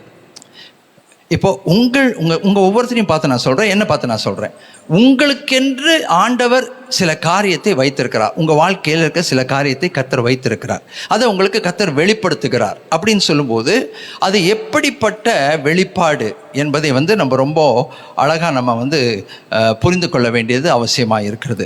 அதை எப்படி நாம் பற்றி பிடித்து வைத்து கொள்ள வேணும், எப்படி அதை நாம் இருதயத்தில் எழுதி வைத்து கொள்ள வேண்டும், அதை குறித்த ஒரு ஆலோசனை நமக்கு எங்கேருந்து வருதுனாக்கா, ஆபகுக் தீர்க்கதரிசியின் புஸ்தகம் 2வது அதிகாரம் 3-4 வசனங்களில் தெளிவாக தீர்க்க தரிசனத்தை குறித்து கர்த்தருடைய வார்த்தை நமக்கு வெளிப்படுகிறது. இந்த ஆபகுக் தீர்க்கதரிசியின் புஸ்தகம் நீங்கள் 3 அதிகாரம் தான், வீட்டில் போய் நீங்கள் வாசித்து பார்த்தீங்கன்னா உங்களுக்கு தெரியும். முதல் அதிகாரத்தில் தீர்க்கதரிசி ஆண்டவர்கிட்ட நிறைய கேள்வி கேட்குறாரு. ஏன் இப்படி நடக்க மாட்டேங்குது, ஏன் இதெல்லாம் நடக்குது இந்த உலகத்தில், ஏன் இந்த அநியாயம் நடக்குது, நம்மளும் மனசுக்குள்ளே கேட்குறோம் இல்லையா, ஏங்க இப்படி விழுந்து சாவுறாங்க, ஏன் இப்படி மாறி மாறி குண்டு போட்டு ஒவ்வொருத்தரையாக சாகடிக்கிறாங்க, இன்றைக்கி இப்போ இந்த தேசத்தின் பல இடங்களில் யுத்தங்கள் நடந்து கொண்டு இருக்கிறது, ஈவு இரக்கம் இல்லாமல் மனசாட்சி இல்லாமல் கொண்டு போய் குண்டுகளை இறைக்கிறாங்க, யார் செத்தா என்ன, ஆஸ்பத்திரி மேலே போய் குண்டு போடுறாங்க, படிக்கிற இடத்துல போய் குண்டு போடுறாங்க, யார் செத்தா என்ன, நமக்கு என்ன, அவன் அடித்தா நான் அடிக்கணும், பார்த்துடலாம் நீயா நானா. இதெல்லாம் என்ன வேதனையான ஒரு விஷயம் யோசித்து பாருங்கள். இவ்வளவு கல்வி அறிவு இருக்கிற காலத்தில், நாகரிகம் பெருகி இருக்கிற காலத்தில் மனுஷன் ஒருத்தனை மனசாட்சி இல்லாமல் அடித்து செத்து கொண்டிருக்கிறான். இந்த மாதிரி ஒரு காலத்தில் நீங்களும் நான் வாழ்ந்து கொண்டிருக்கிறோம். ஆபகுக் காலமும் அப்படி தான் இருந்திருக்கும் போல. ஏன்னா முதல் அதிகாரம் நீங்கள் வாசித்து பார்த்தீங்கன்னா நமக்கே ஆச்சரியமாக இருக்குது. நிறைய கேள்விகளை ஆண்டவர்கிட்ட கேட்குறாரு. ஆண்டவரை, ஏன் இப்படியெல்லாம் நடக்குது, ஏன் உங்கள் ஜனங்களுக்கு இவ்வளோ உபத்திரம், ஏன் உங்கள் ஜனங்களுக்கு இவ்வளோ வேதனை, ஏன் இவ்வளவு கஷ்டம், ஏன் இவ்வளவு சாவு, ஏன் இடுக்கண்கள், ஏன் கொடுமையும் கொள்ளையும் தேசத்தில் இருக்கிறது. கேள்வி கேட்டு ஓஞ்சு போயிட்டார். 2வது அதிகாரத்தில் முதல் வசனத்தில் என்ன சொல்கிறாரு, நான் கேள்வி கேட்டது போதும், ஏன்னா ஆண்டவர் பேச ஆரம்பித்தா அவர் என்கிட்ட கேள்வி கேட்டால் எனக்கு பதில் சொல்கிறதுக்கு ஒன்றுமே இல்லை. அதனால் 1வது அதிகாரத்தில் சொல்கிறார், நான் என் காவலிலே தரித்து அரணிலே நிலை கொண்டிருந்து அவர் எனக்கு என்ன சொல்லுவார் என்றும் அவர் என்னை கண்டிக்கும் போது நான் என்ன உத்தரவு சொல்லுவேன் என்றும் கவனித்து பார்ப்பேன். இல்லையா, நம்மள நிறைய பேர் ஆண்டவர்கிட்ட கேள்வி கேட்குறோம். ஏன் ஆண்டவரே இந்த மாதிரி ஆயிடுச்சு என் வாழ்க்கையில், ஏன் இதெல்லாம் நடக்காமல் இருக்குது, இதுக்கெல்லாம் காத்திருக்கிறேனே, நான் நம்பி இருக்கிறேன் உங்களை, ஏன் நடக்காமல் இருக்குது, ஏன் நீங்கள் செய்யாமல் இருக்கீங்க. இன்னும் சிலர் துணிகரமாக போய் ஆண்டவர்கிட்ட சண்டை கூட போடுவாங்க. இனிமேல் நான் பைபிளே வாசிக்க மாட்டேன், நான் பைபிள் வாசித்து என்ன கொடுத்தீங்க எனக்கு, இனி நான் ஜெபமே பண்ண மாட்டேன், ஜெபம் பண்ணி எனக்கு என்ன கிடைச்சது, நான் கோயிலுக்கெல்லாம் இனிமேல் போக மாட்டேன்பா ஆண்டவரே அப்படின்னு சொல்லி ஆண்டவரோடையும் கோச்சிக்கிறவங்க இருக்காங்க. அப்படி தான் இந்த தீர்க்கதரிசியும் முதல் அதிகாரத்தில் ரொம்ப ஆண்டவர்கிட்ட கோச்சிக்கிட்டார், ஒரு உரிமையோடு கோச்சிக்கிட்டார். ஆனால் திடீரென்று அவருக்கு யோசனை வருது, ஆமாம் நான் துணிகரமாக இப்போ ஆண்டவர்கிட்ட இவ்வளோ கேள்வி கேட்குறேனே, அவர் என்னை பார்த்து கேள்வி கேட்க ஆரம்பித்தா என்கிட்ட பதில் இருக்கா, அவர் என்ன பார்த்து நீ ஒழுங்காக ஜெபம் பண்ணியா எல்லாம் எப்போவுமே அப்படின்னு கேட்டால் நான் பண்ணியிருக்கேன், நான் குறைவுள்ளவனாக இருக்கிறேன். நீ ஒழுங்காக பைபிள் எல்லாம் வாசித்தியா, குறைவுள்ளவனாக இருக்கேன். தேவாலயத்துக்கு ஒழுங்காக போனியா, குறைவுள்ளவனாக இருக்கேன். நீ பயபக்தியாக வாழ்ந்திருக்கிறியா, பரிசுத்தமாக வாழ்ந்திருக்கியா, குறைவுள்ளவனாக இருக்கேன். அப்போ அவர் என்கிட்ட கேள்வி கேட்டால் நான் பதில் சொல்லணும் இல்லையா. அவர் கேள்வி கேட்கும்போது என்கிட்ட பதில் இல்லை அப்படின்னா நான் அவர்கிட்ட போய் எப்படி கேள்வி கேட்க முடியும். ஸோ தீர்மானம் பண்ணுறாரு, நான் என் காவல் அரணிலே தரித்து என் அரணிலே நிலை கொண்டிருந்து அவர் எனக்கு என்ன சொல்லுவார் என்பதை நான் கவனித்து பார்ப்பேன். அழகான ஒரு டிசிஷன். நானே பேசிக்கிட்டு இருந்தால் என்ன பிரயோஜனம், அவர் எனக்கு என்ன சொல்கிறாரு நான் கவனிக்கணும். ஓகே, நான் கவனிக்க போகிறேன். அப்புறம் சொல்லிட்டு ஆண்டவர்கிட்ட அவர் கேட்குறாரு. அப்போ கர்த்தர் பேசுகிறார். ஆண்டவர் பேசுறது ரொம்ப முக்கியம். 2வது வசனம் சேர்ந்து வாசிப்போம், எல்லாரும் நல்ல வைராக்கியமாக சேர்ந்து வாசிப்போம். அப்பொழுது கர்த்தர் எனக்கு பிரதியுத்தரமாக, நீ தரிசனத்தை எழுதி அதை கடந்தோடுவர் வாசிக்கும்படி பலகைகளிலே தீர்க்கமாய் வரை, குறித்த காலத்துக்கு தரிசனம் இன்னும் வைக்கப்பட்டிருக்கிறது, முடிவிலே அது விளங்கும், அது பொய் சொல்லாது, அது தாமதித்தாலும் அதற்கு காத்திரு, அது நிச்சயமாய் வரும், அது தாமதிப்பதில்லை என்று சொல்லுகிறார். நீ என்ன சொல்கிற ஆண்டவர் தெரியுமா, இங்கே பார்ப்பா, நான் உனக்கு வெளிப்படுத்துறத நீ ஒரு பலகையில் எழுது, ஒரு போர்டில் எழுதுன்றார். போர்டில் எழுதி நல்லா தூக்கி ஒரு இடத்துல வெயி, ஓடுறவன் ரோட்டில் ஓடிக்கிட்டு இருக்கான் பார்த்தீங்களா, அவசரமாக ஓடுறான் பார்த்தீங்களா, காரில் போகிறான், ஸ்கூட்டரில் போகிறான், அவன் கூட திரும்பி பார்த்தா அதை வாசிக்கக்கூடிய அளவுக்கு நல்ல தீர்க்கமாக பெருசாக ஒரு போர்டில் எழுதி வையி, கடந்தோடுகிறவன் வாசிக்கிற அளவுக்கு நீ எழுதி வையி. ஏன் அப்படி வைக்கணும்னா, தரிசனம் குறித்த காலத்திற்கு வைக்கப்பட்டிருக்கிறது. ஹல்லேலூயா. ஆண்டவர் என்னை நினைவு கூர்ந்திருக்கிறாரா, என்னை பற்றி யோசிக்கிறாரா, என் தேவைகளை சந்திப்பாரா, ஐயோ எனக்கு தெரியலையே. நான் ஆண்டவர் சொல்கிறாரு, உன்னை குறித்து, உன்னை உருவாக்கி படைத்து நாமம் தரித்த உன்னை குறித்த தரிசனம் எனக்கு இல்லாமல் போகாது. உனக்குன்னு ஒரு தரிசனத்தை வச்சிருக்கிறேன் நான். அந்த தரிசனத்தை நான் வச்சிருக்கேன். அந்த தரிசனம் கண்டிப்பாக நடக்கும். அந்த தரிசனத்தை நான் உனக்கு வெளிப்படுத்தும் போது அதை நீ எழுதி வை, தீர்க்கமாக எழுதி வை. அப்புறம் என்ன சொல்கிறாருன்னா, தரிசனம் குறித்த காலத்திற்கு வைக்கப்பட்டிருக்கிறது. கர்த்தருடைய செயல்பாடு ஒரு குறித்த காலத்திற்கு வைக்கப்பட்டிருக்கிறது. அந்த காலத்தில் அது கண்டிப்பாக நிறைவேறும். அவர் செய்து முடிப்பார். தாமைக்கிற போல தோன்றினாலும் அருமையான தேவஜனமே சோர்ந்து போக வேண்டாம். அதை ஏற்ற காலத்திலே அவர் செய்து முடிப்பார். ஏனென்றால் அவருக்கு ஒரு பேர் இருக்கு, அவர் அதினதின் காலத்தில் எல்லாவற்றையும் நேர்த்தியாய் செய்கிறவர். ஆமென். அவர் செய்யும்போது நேர்த்தியாக இருக்கும், அது முழுமையாக இருக்கும், நிறைவாக இருக்கும். கால தாமதம் வரும், ஒரு சில நேரத்தில் தாமதமாக இருக்கிறது போல தோன்றினாலும் அதை செய்து முடிப்பார்.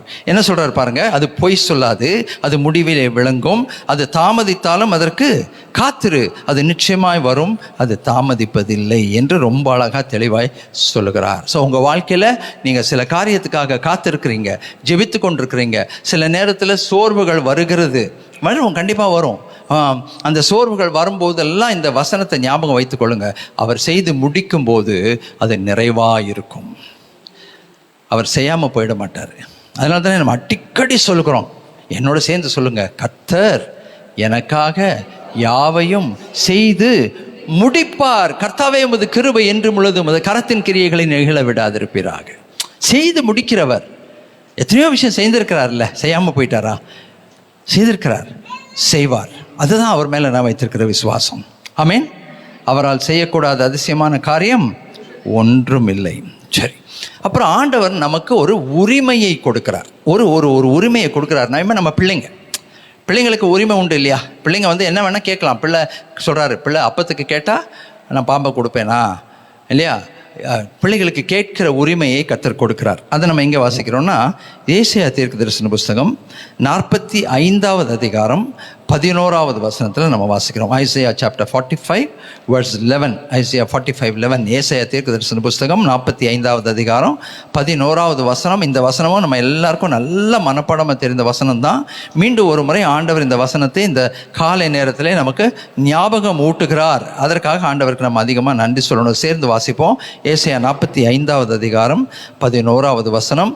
இஸ்ரவேலின் பரிசுத்தரும் அவனை உருவாக்கினவருமாகிய கர்த்தர் சொல்லுகிறதாவது, வரும் காரியங்களை என்னிடத்தில் கேளுங்கள், என் பிள்ளைகளை குறித்தும் என் கரங்களின் கிரிகளை குறித்தும் எனக்கு கட்டளை இடுங்கள் என்று சொல்லுகிறார். ஹல்லேலூயா. வரும் காரியங்களை என்னிடத்தில் கேளுங்கள்.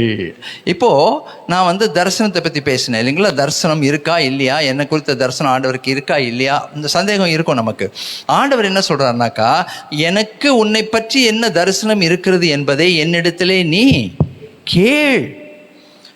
அப்போ ஒரு ரூமுக்குள்ளே போயிட்டு பைபிள் எடுத்து வச்சுட்டு கதவை மூடிட்டு நம்ம ஆண்டவர்கிட்ட பேச ஆரம்பிக்கணும். ஆண்டவரே, என்னை குறித்த தரிசனம் இருக்காயா, அது என்னன்றதை எனக்கு வெளிப்படுத்துங்க. கேளுங்கள், அப்பொழுது உங்களுக்கு கொடுக்கப்படும். தேடுங்கள், அப்பொழுது கண்டடைவீர்கள். தட்டுங்கள், உங்களுக்கு திறக்கப்படும். என் நாமத்தினால இதுவரைக்கும் நீங்கள் எதுவுமே கேட்கல, அதனால நீங்கள் பெற்றுக்கொள்ளலை. கேளுங்கள், பெற்றுக்கொள்ளுங்கள். உங்கள் சந்தோஷம் நிறைவாக இருக்கும்படி பெற்றுக்கொள்ளுங்கள் என்று கர்த்தர் சொல்லுகிறார். நான் அடிக்கடி உங்களுக்கு ஒரு சங்கீதம் 2 ஒன்று ஞாபகப்படுத்துவேன் இல்லையா? ஒரு ஒரு ஒரு ஒரு ஆணை பிறக்கிறது. அந்த ஆணையில் என்ன இருக்குனாக்கா வாசிப்போவாங்க. இங்கே ஒரு இது வச்சுக்கோங்க, ஒரு புக் மார்க்கை வச்சுக்கோங்க. இந்த ஏசாயா 45 இன்னும் இதுக்கு நம்ம திரும்பி வருவோம். 2வது சங்கீதத்துக்கு பாருங்க. ஒரு ரகசியத்தை நான் கற்றுக்கொண்ட ரகசியத்தை உங்களுக்கும் நான் கற்றுக் கொடுத்துருக்குறேன். ஏன் நம்ம கேட்கணும் அப்படின்றதுக்கான ஒரு ரகசியம் இது. 2வது சங்கீதத்தில் நம்ம 6வது வசனத்தில் நம்ம வாசிப்போம். Psalm 2 verse 6 onwards. 2வது சங்கீதம் 6வது வசனத்திலிருந்து நம்ம நல்ல வாசிக்க. இது ஒரு ரகசியம். இந்த ரகசியத்தை நீங்கள் இன்றைக்கி கற்றுக்கிட்டீங்கன்னா நீங்கள் ஆசீர்வதிக்கப்பட்டவங்க. வாசிப்போமா? சேர்ந்து வாசிப்போமா? நான் என்னுடைய பரிசுத்த பர்வதமாகிய சியோனில் மீதில் என்னுடைய ராஜாவை அபிஷேகம் பண்ணி வைத்தேன் என்றார். யாரு? தேவன், பிதாவாகிய தேவன் சொல்கிறார். நான் என்னுடைய பரிசுத்த பர்வதமாகிய சியோன் மீதில் என்னுடைய ராஜாவை, ராஜா யாரு? ராஜாதி ராஜா இயேசு கிறிஸ்துவை அபிஷேகம் பண்ணி வைத்தேன் என்று சொல்கிறார். ஓகே, இது ஒரு தீர்மானம். இது வந்து ஒரு டிக்ரி. ஆங்கிலத்தில் சொல்லும்போது இட்ஸ் எ டிக்ரி. தீர்மானத்தின் விவரம் என்ன அப்படின்னா, அந்த பிதாவாகிய தேவன் கர்த்தர் என்னை நோக்கி, குமாரனாகிய என்னை நோக்கி, நீர் என்னுடைய குமாரன், இன்று நான் உம்மை ஜெனிப்பித்தேன். அப்போது பிதாவாகிய தேவன் இயேசு கிறிஸ்துவை பார்த்து என்ன சொல்கிறாருனாக்கா, நீர் என்னுடைய குமாரனாக இன்றைக்கு உம்மை நான் ஜெனிப்பிக்கிறேன். உண்டாக்கப்படாமல் ஜெனிப்பிக்கப்பட்டவர். Okay, ஜெனிப்பித்தேன், right. என்னை கேளும், அப்பொழுது ஜாதிகளை உமக்கு சுதந்திரமாகவும் பூமியின் எல்லைகளை உமக்கு சொந்தமாகவும் கொடுப்பேன். எவ்வளோ அழகாக இருக்குது பார்த்தீங்களா? பிதாவாகிய தேவன் குமாரனாகிய இயேசு கிறிஸ்துவை பார்த்து பேசும்போது என்ன பேசுகிறாரு? உம்மை என்னுடைய குமாரனாக நான் ஜெனிப்பித்து விட்டேன்.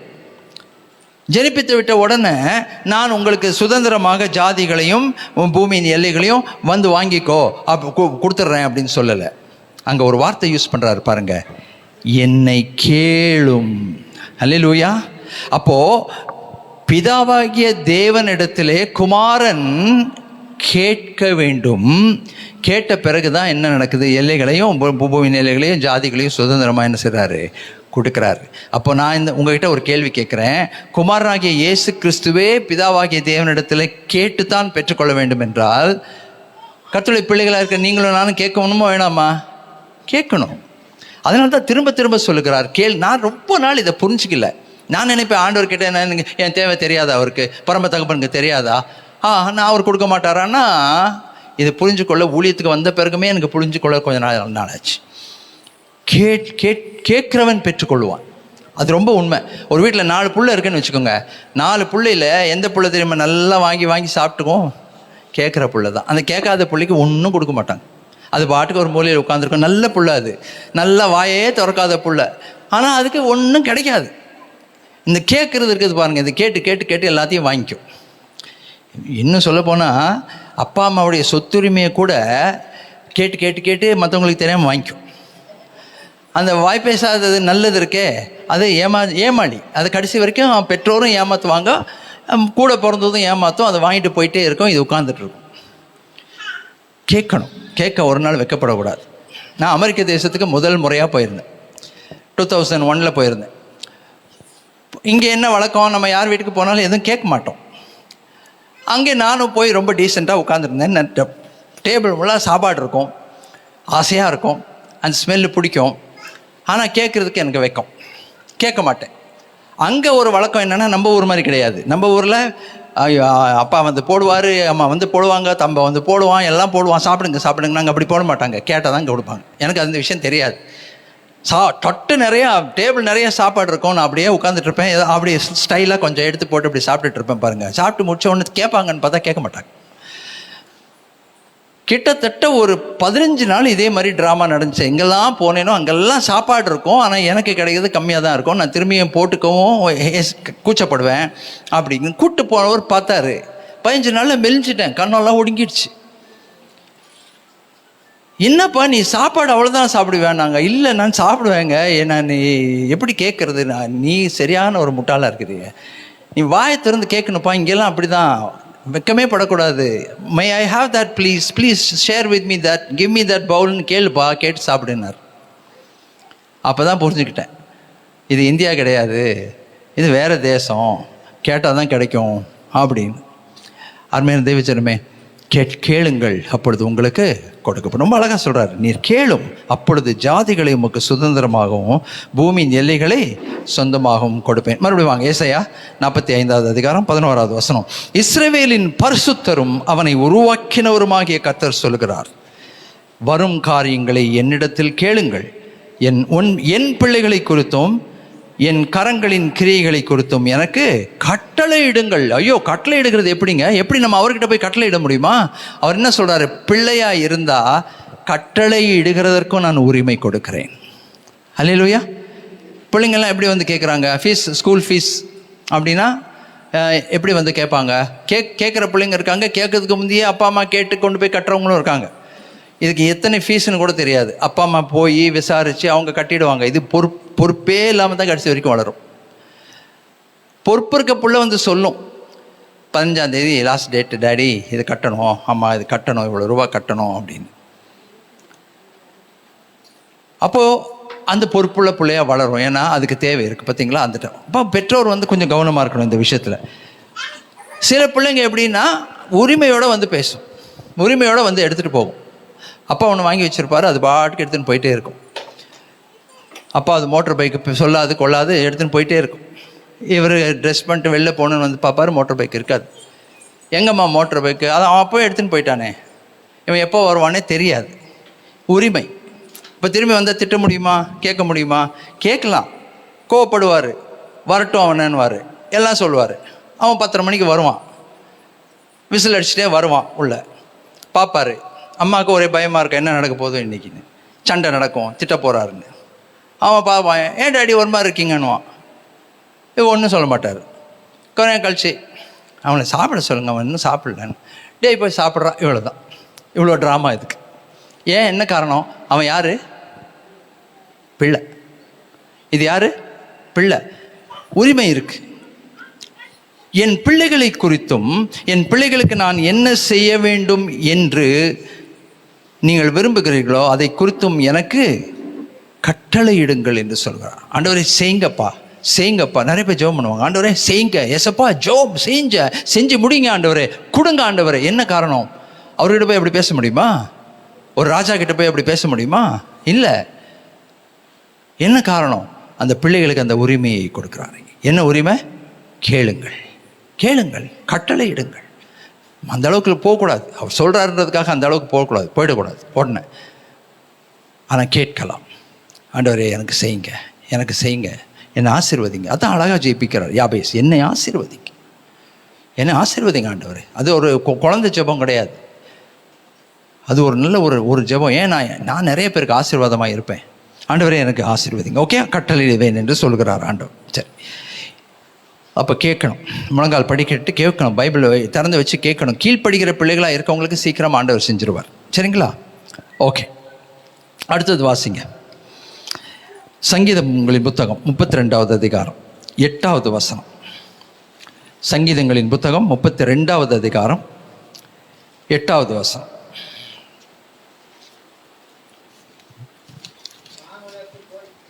சத்தமாக வாசிங்க பிரதர் ப்ளீஸ். நான் உனக்கு போதித்து நீ நடக்க வேண்டிய வழியை உனக்கு காட்டுவேன். உன் மேல் என் கண்ணை வைத்து உனக்கு ஆலோசனை சொல்லுவேன். அல்லேலூயா.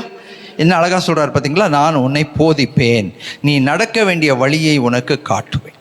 யாருக்கு? கீழ்ப்படுகிறவர்களுக்கு, பிள்ளையாக வாழ்கிறவங்களுக்கு, கேட்கிறவர்களுக்கு ஆண்டவர் சொல்கிறார், நான் என் வழியை உனக்கு காண்பிப்பேன். எந்த பாதையில் நீ போகணும் அப்படின்றத காண்பிப்பேன். இடதுபுறம் வலதுபுறம் சாயும் போது வழி இதுவே, இதில் நடுவுங்கள் என்று சொல்லுகிற மெல்லிய குரல் உங்கள் காதுகளிலே கேட்கும். ஒருவேளை நம்ம இப்படி போயிட்டா அப்படி போயிட்டா எச்சரிப்பார் ஆண்டவர்.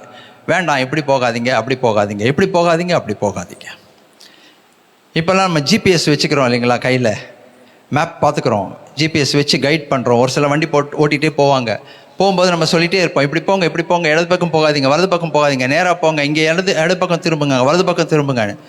நம்ம இடது பக்கம் திரும்புன்னு சொல்லும்போது அவங்க வலது பக்கம் திரும்பினா நம்ம என்ன சொல்லுவோம்? உடனே என்னங்க இடது பக்கம் திரும்ப சொன்னால் வலது பக்கம் திரும்பிட்டீங்களே, யூட்டன் அடிங்க, வாங்க திரும்பியும். பரிசுத்த ஆவியானவர் ஆலோசனை கொடுக்கிறவர், வழி நடத்துகிறவர், நாம் போக வேண்டிய பாதையை நமக்கு காண்பிக்கிறவர். ஆமென். நான் உனக்கு போதிப்பேன், என் வழியை காட்டுவேன், உன் கண்ணின் மேல் என் கண்ணை வைத்து உனக்கு ஆலோசனை சொல்லுவேன் என்று கர்த்தர் சொல்லுகிறார். அப்படி ஆலோசனை கொடுக்கிற ஒரு பரிசுத்த ஆவியானவர் நமக்கு இருக்கிறார். அவருக்கு பேர் இருக்கு, ஆலோசனை கர்த்தர். ஆமென். ஏசாயா 30:21. ஏசாயா 30:21. ஒருவேளை வழி மாறி போனால், திசை மாறி போனால், சில நேரத்தில் போயிடுறோம். நம்ம சுயம் இருக்கே, அது போயிடுது. அந்த சுயம் நம்மை கொண்டு போய் விடுகிறது. 30வது அதிகாரம் 21வது வசனம்.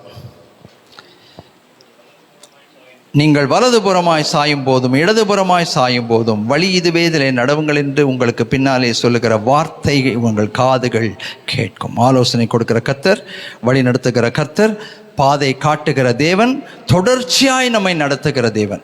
இல்லை, தொடர்ச்சியாய் நம்மை நடத்துகிற தேவன். ஜிபிஎஸ் ஃபெயில் ஆகிட்டா அவ்வளோதான், அதோடு முடிஞ்சது. நட்சத்திரத்தை பார்த்து வந்தவங்க, நட்சத்திரம் மறைஞ்ச உடனே அவங்களும் அவங்களுடைய பிரயாணமும் கேள்விக்குறியாய் மாறிவிட்டது. ஓகே, அடுத்தது தான் இப்போ நம்ம முக்கியமான ஒரு கட்டத்துக்கு வரப்போகிறோம். இந்த ஆலோசனை கொடுக்கிறது யார்?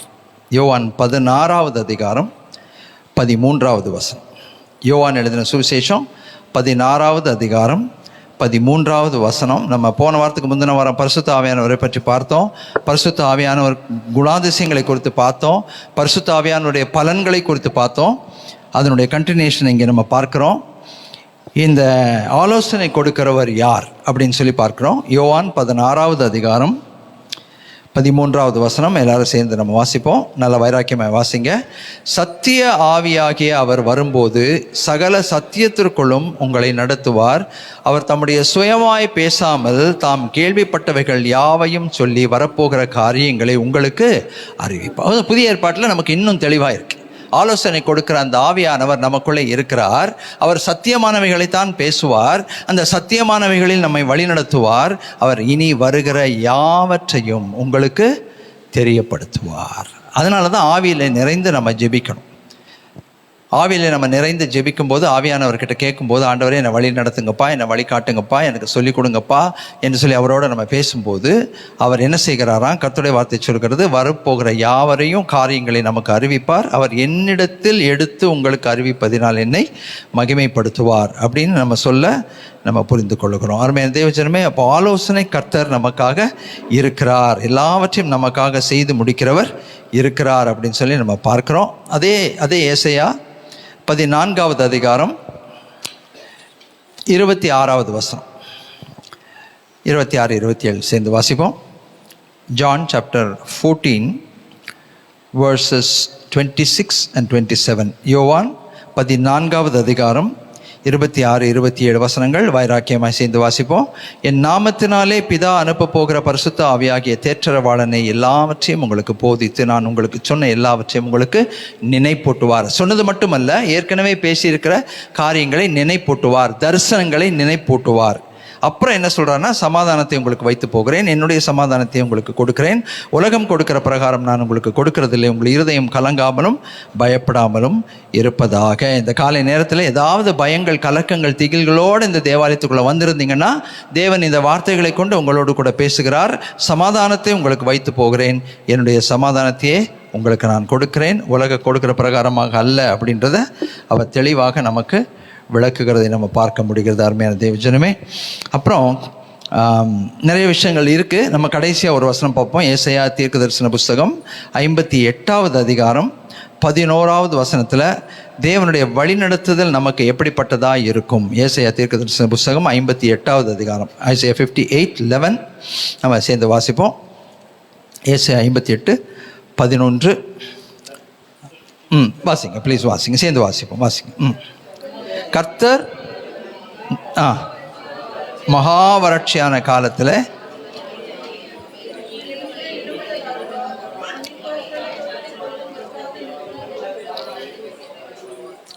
ஆமேன். அழகான ஒரு வசனம். நித்தமும் உன்னை நடத்துவார். Every day, not 1 day 2 days 3 days கிடையாது. நித்தமும் உன்னை நடத்துகிறவர். மகா வறட்சியான காலங்களிலே உன் ஆத்மாவை திருப்தியாக்குகிறவர், உன் எலும்புகளை நினமுள்ளதாக்குகிறவர். நீ எப்படி இருப்பாயா? நீ நீர்ப்பாய்ச்சலான தோட்டத்தை போலவும் வற்றாத நீர் ஊற்றை போலவும் இருப்பாய். அநேக நேரத்தில் நம்ம காஞ்சி போய் கிடக்கிறோம், சரிங்களா? நம்ம காஞ்சி போய் கிடக்கிறோம், கருவாடாட்டம் கிடக்கிறோம். என்னங்க எப்படி இருக்கீங்க? என்னமோ போகுதுங்க. என்ன பண்ணிகிட்ருக்கேன்? என்னமோ பண்ணிகிட்ருக்கேங்க. என்னங்க போய் சேர்ந்துடலாம் போல இருக்குங்க. இதுக்கு தான் இருக்கேனோ தெரில. ட்ரை லைஃப், ஒன்றுமே இல்லை. அங்கே துளிர்க்கிறதுக்கான எந்த ஆதாரமுமே இல்லை. முடிஞ்சு போனால் போதும்னு ஆயிடுது. கர்த்தருடைய வார்த்தை அப்படி சொல்லலையே. அது என்ன சொல்லுது? கர்த்தர் உன்னை நித்தமும் நடத்துவார், மகா வறட்சியான காலத்தில் உன் ஆத்துமாவை திருப்தி ஆக்குவார், உன் எலும்புகளை நினமுள்ளதாக்குவார், நீ நீர்ப்பாய்ச்சலான தோட்டத்தை போலவும் வற்றாத நீரூற்றை போலவும் இருப்பாய். ஹல்லேலூயா. அப்படி தான் நம்ம இருக்கணும். நீர்ப்பாய்ச்சலான தோட்டத்தை போல, வற்றாத நீரூற்றை போல இருக்கணும். நம்ம ஒருத்தரை பார்க்கும்போது என்ன கேட்குறோம்? பொதுவாக என்ன கேட்குறோங்க? முதல் கேள்வி என்ன கேட்போம்? எப்படி இருக்கீங்க? அதுக்கு என்னென்னா பதில் வருது? என்னெல்லாம் பதில் வருது அதுக்கு? நல்லா இருக்கேங்கன்னு சொல்லுவாங்க. நல்லா இருக்கேங்கன்னு சொல்லுவாங்க. அது பழக்கத்து தோஷத்தில் வந்துடும். நல்லா இருக்கேன் அப்படின்னு சொல்லுவாங்க. அப்புறம் கொஞ்சம் வயிற்று வலிக்குதுங்க, கஷ்டமாக தாங்க இருக்குது, நடக்க முடியல, காலெல்லாம் வலிக்குது, இடுப்பு பலவீனம் ஆயிடுச்சுங்க, தலைக்குள்ளெல்லாம் என்னமோ. அப்போ நீங்கள் நல்லா இருக்கீங்கன்னா என்ன அர்த்தம்? அது நல்லா இருக்கோன்னு சொல்கிறோம் இல்லைங்களா? இல்லை, அப்போது வரிசையாக நம்ம இதை சொல்கிறோம். ஆனால் கர்த்தருடைய வார்த்தை என்ன சொல்லுது? அவர் எலும்புகளை நினமுள்ளதாக்குவார். ஆமென். இன்றைக்கி சின்ன பிள்ளைங்களுக்கு கால் வலி, சின்ன பிள்ளைங்க, வாலிப பிள்ளைங்களுக்கு கால் வலி, வயிற்று வலி, இடுப்பு வலி, பலவீனம், உட்கார்ந்தா எந்திரிக்க முடியல, எந்திரிச்சா உட்கார முடியல. ஏன்? என்ன காரணம்? இந்த வார்த்தைகளை அவங்க தியானிக்கணும், அப்படியே அறிக்கை செய்யணும். என் கால்களை மான் கால்கள் போலாக்கி உயரமான ஸ்தலங்களில் நடக்க பண்ணுவார். முடியாதுன்ற வார்த்தையே வரக்கூடாது. என்னால் முடியாதுங்க, இல்லைங்க முடியாதுங்க, அந்த வார்த்தை வரக்கூடாது. என் தேவன் என்னை பலப்படுத்துவார், என்னை உயிர்ப்பிப்பார். கர்த்தருக்கு காத்திருக்கிறவர்களோ புது பலன் அடைந்து கழுகுகளைப் போல செட்டைகளை எடுத்து எழும்புவார்கள். நாங்கள் ஓடினாலும் இளைப்படையார்கள், நடந்தாலும் சோர்ந்து போகார்கள். இந்த வியாதி எனக்கு சுகமே ஆகாதுங்கன்னு நம்மளே சொல்லக்கூடாது. ஏனென்றால் எல்லா வியாதிகளையும் அவர் சுகமாக்க வல்லமையுள்ளவர். ஆமென். ஸோ நம்ம பேசுகிற வார்த்தைகள் விசுவாச வார்த்தைகளாக இருந்தால் ரொம்ப நல்லது. அது நமக்கு சுகத்தையும் பலத்தையும் ஜீவனையும் ஆரோக்கியத்தையும் கொண்டு வரும். ஸோ எப்படி இருக்கீங்கன்னு ஒரு வார்த்தை நம்ம கேட்குறோம் இல்லைங்களா? அதுக்கு யாராவது ஒருத்தர் இது வரைக்கும் உங்கள் வாழ்க்கையில் நீங்கள் நல்லா இருக்கீங்களா, எப்படிங்க இருக்கீங்கன்னு கேட்கும்போது யாராவது ஒருத்தர் இது வரைக்கும் நான் திருப்தியாக இருக்கேங்கன்னு சொல்லியிருக்காங்களா? யோசிச்சு பாருங்கள். நம்ம சொல்ல வேண்டிய பதில் என்ன தெரியுமா? அதுதான் அந்த பதில். நம்ம யார் கேட்டாலும் சொல்ல வேண்டிய பதில் என்ன தெரியுமா? நான் கர்த்தருக்குள் திருப்தியாக இருக்கிறேன், கர்த்தருக்குள் சுகமாக இருக்கிறேன், கர்த்தருக்குள் சமாதானமாக இருக்கிறேன், கர்த்தருக்குள் செழிப்பாக இருக்கிறேன், கர்த்தருக்குள் சந்தோஷமாக இருக்கிறேன்.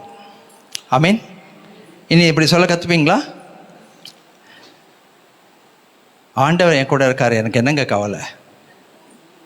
அவர் என்னை பார்த்துக்கிறாருங்க, அவர் என்னை பராமரிக்கிறார், அவர் என்னை கைவிட மாட்டார். நான் துன்பத்தின் மத்தியிலே நடந்தாலும் அவர் என்னை உயிர்ப்பிப்பார். அவருடைய வலது கரம் என்னை ரட்சிக்கும். அவர் எனக்காக யாவையும் செய்து முடிப்பார். கர்த்தாவே உமது கிருபை என்றும் உள்ளது, உமது கரத்தின் கிரியைகளை இடைக்கிட விடாதிருப்பாங்க. ஆமென். ஸோ இன்றைக்கி என்ன பண்ண போகிறோன்னா, இந்த வாரத்தில் கண்டிப்பாக அட்லீஸ்ட் ஒரு 1 or 2 days தனியாக ஒரு ரூம்குள்ளே போய் உட்காந்து மொபைல் ஃபோனை எங்கன்னா தூக்கி அடிச்சுட்டு இல்லைனா அதை சைலண்ட் மோடில் போட்டுட்டு நீங்கள் ஆண்டவர்கிட்ட உங்கள் வாழ்க்கை குறித்து சில காரியங்களை கேட்க போகிறீங்க. உங்கள் தேவைகளை குறித்து அவரோட பேச போகிறீங்க. உங்கள் எதிர்காலத்தை குறித்த தரிசனங்களை கேட்க போகிறீங்க. கொஞ்சம் டைம் எடுத்து பொறுமையாக, வேறு எந்த வேலையும் வச்சுக்காம, அடுப்பில் பாலை வைத்து விட்டு ஜெபிக்கிற சகோதரிகள் இருக்கிறாங்க தெரியுமா உங்களுக்கு? ஆஹா, என்ன மாதிரி ஒரு ஜெபமாக இருக்கும், அதை யோசித்து பாருங்கள். பாலை வச்சுட்டு ஸ்டவ்வை பற்ற வச்சுட்டு எங்கே போகிறாங்க? ஜெபத்துக்கு. அது என்ன மாதிரி ஜெபமாக இருக்கும்? மைண்டெல்லாம் எங்கே இருக்கும்? பாலில் தான் இருக்கும். ஆண்டவரே, அங்கே போயிட்டு பாலை வைத்து விட்டு வந்திருக்கிறேன், பால் காய்ச்சிருக்குமோ என்னமோ தெரியாது, கொட்டிடுமோ என்னமோ தெரியாது, நான் போட்டுமா அப்படின்னு நம்ம சொல்ல முடியாது. ஆண்டவர்கிட்ட போகும்போது உலகத்தை வெட்டி வச்சுட்டு மொபைல் ஃபோனை க்ளோஸ் பண்ணி வச்சுட்டு பைபிளோடு போய் பொறுமையாக உட்காந்து கேட்டிங்கன்னா தரிசனம் விளங்கும். தரிசனம் குறித்த காலத்திற்கு வைக்கப்பட்டிருக்கிறது, முடிவில் அது விளங்கும். பொய் சொல்லாதர், தாமதித்தாலும் காத்துரு. இப்போ ஆண்டவர் பேசிட்டாருன்னா அதை விசுவாசத்தில் பிடிச்சிக்கணும். ஆண்டவரே இதை சொல்லிட்டீங்களே செய்யுங்க, சொல்லிட்டீங்கல்ல செய்யுங்க, வார்த்தை கொடுத்தீங்கல்ல செய்யுங்க, சொல்லுகிறதை செய்கிறவர் வசனத்தை நிறைவேற்றுகிறார். ஆமென். இது பிள்ளைகளுடைய சுதந்திரம். இது யாருடைய சுதந்திரம்? பிள்ளைகளுடைய சுதந்திரம். பிள்ளைகளுக்கு என்று கர்த்தர் கொடுக்கிற கிருபை. என்னை கேளும். செய்வோமா? பரிசுத்த ஆவியானுடைய ஒத்தாசையோடு கூட தரிசனங்களை பெற்று, அந்த தரிசனங்களின் நிறைவேறுதலை பெற்று ஒரு நிறைவான வாழ்க்கை வாழும்படி தேவன் நமக்கு கிருபை அருளுவாராக. ஆமீன். அப்படியே தலைகளை தாழ்த்தி ஜெபிப்போம். தகப்பனே, இந்த நாளின் ஊழியர்களை நிறைவேற்றுவதற்கு நீங்கள் கொடுத்த கிருபைக்காக நாங்கள் நன்றி சொல்லுகிறோம். இந்த நாளிலும் எங்கள் மத்தியிலே மறுபடியும் ஆஷாவும் பிள்ளையும் வந்திருக்கிறது சந்தோஷமாக இருக்கிறது. பிள்ளைகளை கர்த்தர் அபரிவிதமாய் ஆசீர்வதித்து நன்மை நான் நிரப்பி விராகப்பா. அஜிதாவுக்காக, டேனியலுக்காக ஜெபிக்கிறோம். சுகமளிக்கிற கரம், பலன் அளிக்கிற கரம், தாங்குகிற கரம், ஆதரிக்கிற கரம், அரவணைக்கிற கரம், ஆசீர்வதிக்கட்டும் கர்த்தாவே. போதுமானவராயிருங்கப்பா. ஆண்டவரே, ஜிம்முக்காக நாங்கள் நன்றி சொல்கிறோம். ஆண்டவரே, 1 வருஷம் கழித்து தாயோடு கூட மறுபடியும் மிஷினரி பணித்தளத்தில் அவன் தாய் தகப்பனோடு இருக்கிறதற்கு நீங்கள் அவனுக்கு கொடுத்த கிருபைக்காக நன்றி சொல்கிறோம். பத்திரமா எங்கள் மத்தியிலே திரும்பத்தக்கதாக நீங்கள் உதவி செய்யுங்க. அவனுக்கு எல்லாமே நன்மையாய் நடக்கத்தக்கதாக தேவனுடைய ஆசீர்வாதம் வழங்க ஒப்பு கொடுக்குறோமாப்பா. போதுமானவராயிருங்க. சுகவீனமாக இருக்கிற ஒவ்வொருவருக்காக நாங்கள் வருகிறோம் சுவாமி. கர்த்தருடைய கரம் ஆண்டவரே கமலுடைய தகப்பனாரோடு கூட இருக்கட்டும், தீபாவுடைய தகப்பனாரோடு கூட இருக்கட்டும் கர்த்தாவே. பால் வில்லியம் சகோதரரோடு கூட இருக்கட்டும். ஆண்டவரே, ரகுபதி அம்மாளுக்காக நாங்கள் ஒருமனப்படுகிறோம். நல்ல சுகபல ஜீவன் ஆரோக்கியத்தை தாங்க. வினோலா ரெக்ஸ் அவர்களுக்கு நல்ல சுகத்தையும் பலத்தையும் ஆரோக்கியத்தையும் தாங்க. சகோதரர் கிளமெண்ட் ஜெயக்குமாரை நினைவு கூறுகிறோம். கத்திரிக்காரம் போதுமானதாக இருக்கட்டும் அப்பா. ஸ்தோத்திரம் ஸ்தோத்திரம் ஸ்தோத்திரம். ஆண்டவரே, இவங்க எல்லாருக்கும் நல்ல சரீர சுகத்தையும் மனபலத்தையும் ஆத்ம பலத்தையும் தந்து கைவிடாமல் தாங்கிக் கொள்ளுங்க. அதே போல் சபையிலும் யாரெல்லாம் சுகவீனமாக பலவீனமாக இருக்கிறாங்களோ அவங்களுக்கெல்லாம் சுகத்தையும் பலத்தையும் ஆரோக்கியத்தை தந்து அவங்களை உயிர்ப்பீங்கப்பா. சகலமும் நன்மைக்கு இதுவாக நடக்கட்டும். அதே போல் ஆண்டவரே, 20ஆம் தேதி திருமண நாளை பிறந்த நாளை கண்ட சகோதரர் டாக்டர் பால் வேதமுத்து அவர்களுக்காக நன்றியோடும் ஸ்தோத்திரிக்கிறோம். அவரை நல்ல சரீர சுகத்தோடு பலத்தோடு மனோபலத்தோடும் காத்து ஆதரித்து ஆசீர்வதித்து கர்த்தர் கிருபை பாராட்ட வேண்டும் என்று வேண்டிக் கொள்கிறோம். ஆண்டவரே, இங்கே இருக்கிற சில பிள்ளைகளுடைய பெற்றோர்கள் தூரமாக இருக்காங்க, சகோதரர்கள் தூரமாக இருக்காங்க. ஆண்டவரே, அவங்க எல்லாருக்கும் நல்ல சரீர சுகத்தையும் மனபலத்தையும் தந்து அவர்கள் பிள்ளைகளை குறித்த சமாதானத்தோடு இருக்கவும், பிள்ளைகள் பெற்றோரை குறித்த சமாதானமாக இருக்கவும் கர்த்தாவே தேவ கிருபை விளங்க அவங்களை உங்கள் திருக்கரத்திலே ஒப்பு கொடுத்து ஆசீர்வதிக்கிறோம். எங்கள் மத்தியில் எனக்கு புதிதாக வந்திருக்கிற சகோதரர் ஐசக் அவர்களை நாங்கள் நன்றி சொல்கிறோம். ஆண்டவரே, அருமையான மகன் ஜோன்ஸுக்காக நாங்கள் நன்றி சொல்கிறோம். கர்த்தருடைய கரம் இந்த குடும்பத்தோடு இருந்து அவர்களை பலப்படுத்தி தாங்கி ஆதரித்து அவருடைய எதிர்காலத்திற்கென்று கர்த்தர் வைத்த தரிசனங்களை நிறைவேற்ற ஒப்பு கொடுக்கிறோம். ஆண்டவரே, சகோதரர் தாமஸ்க்காக நன்றி சொல்கிறோம். சகோதரிக்காக நன்றி சொல்கிறோம். பிள்ளைகளுக்காக நன்றி சொல்கிறோம். தெய்வீக கிருபை இந்த குடும்பத்தை மூடிக்கொள்ளட்டும் அப்பா. அவர்கள் ஊழியத்தை வல்லமையாக எடுத்து ஆசீர்வதித்து பலப்படுத்துங்க. எல்லாமே நன்மையாக நடக்கட்டும். வர்ஷிப் டீமை வாழ்த்தி ஆசீர்வதிக்கிறோம். இவ்வளவு நேரம் கொடுத்து ப்ராக்டிஸ் பண்ணி ஆண்டவரே தேவ ஆராதனையிலே அவர்கள் ஆண்டவரே காட்டுகிற ஈடுபாட்டுக்காக நன்றி சொல்கிறோம். அவர்களை ஆசீர்வதிங்க. ஆர்கனைசிங் கமிட்டி ஆசீர்வதிங்க சுவாமி. போதுமானவராயிருங்க. ஆண்டவரே, இன்றைக்கு அநேகர் தடைப்பட்டிருக்கிறாங்க. என்னன்னு தெரியல ஆண்டவரே. அவர்கள் எங்கே இருந்தாலும் எதனாலே தடைப்பட்டிருந்தாலும் இந்த வேலையின் ஆசீர்வாதத்தை கிருபையாக இறக்குமா கர்த்தர் தந்திரலுங்க. மாலையில் நடக்கிற ஆண்டவரே தடைகளை உடைக்கிற ஜெபத்தையும் பரம தகப்பன் பொறுப்பெடுத்து நாங்கள் வைக்கிற விண்ணப்பங்களுக்கு பெரிய பதில்களை கர்த்தர் தந்து எங்களை ஆதரித்து ஆசீர்வதிக்க வேண்டும் என்று வேண்டிக் கொள்கிறோம். பரீட்சை எழுதியிருக்கிற பிள்ளைகளுக்கு நல்ல ரிசல்ட்ஸை தாங்க ஆண்டவரே. அவளுடைய முகங்களை பிரகாசிக்க பண்ணுங்க. கைவிடாமல் காத்துக்கொள்ளுங்க. சகலமும் நன்மைக்கு எதுவாக நடக்கட்டும். தேவனுடைய ஆசீர்வாதம் அடியாருடைய குடும்பங்களிலே இன்றும் என்றும் நிறைவாய் விளங்குவதாக சொல்லி வாழ்த்தி ஆசீர்வதிக்கிறோம். இயேசுவின் நாமத்தில் பிதாவே, ஆமேன். இணைந்து சொல்லுவோம். என் ஆத்துமாவே கர்த்தரை ஸ்தோத்திரி, முழு உள்ளமே பரிசுத்த நாமத்தை ஸ்தோத்திரி. என் ஆத்துமாவே கர்த்தரை ஸ்தோத்திரி, அவர் செய்த சகல உபகாரங்களை மறவாதே. ஆமீன். எழுந்து தேவாசீர்வாதத்தை பெற்றுக்கொள்வோம். நம்முடைய ஆண்டவராகிய இயேசு கிறிஸ்துவின் கிருபை, பிதாவின் அன்பு, பரிசுத்த ஆவியானவருடைய இணைப்பிரியாத அந்யோன்ய ஐக்கியம் நம் அனைவரோடும், நம் குடும்பத்தின் பிள்ளைகளோடும், உலகம் எங்கிலும் இருக்கிற பரிசுத்தவான்களோடும், மிஷினரி குடும்பத்தோடும், தூரத்திற்கு நம்முடைய பெற்றோர், பிள்ளைகள், சகோதர சகோதரிகளோடும் இன்றும் என்றும் நிலைத்திருப்பதாக. ஆமீன். Hallelujah.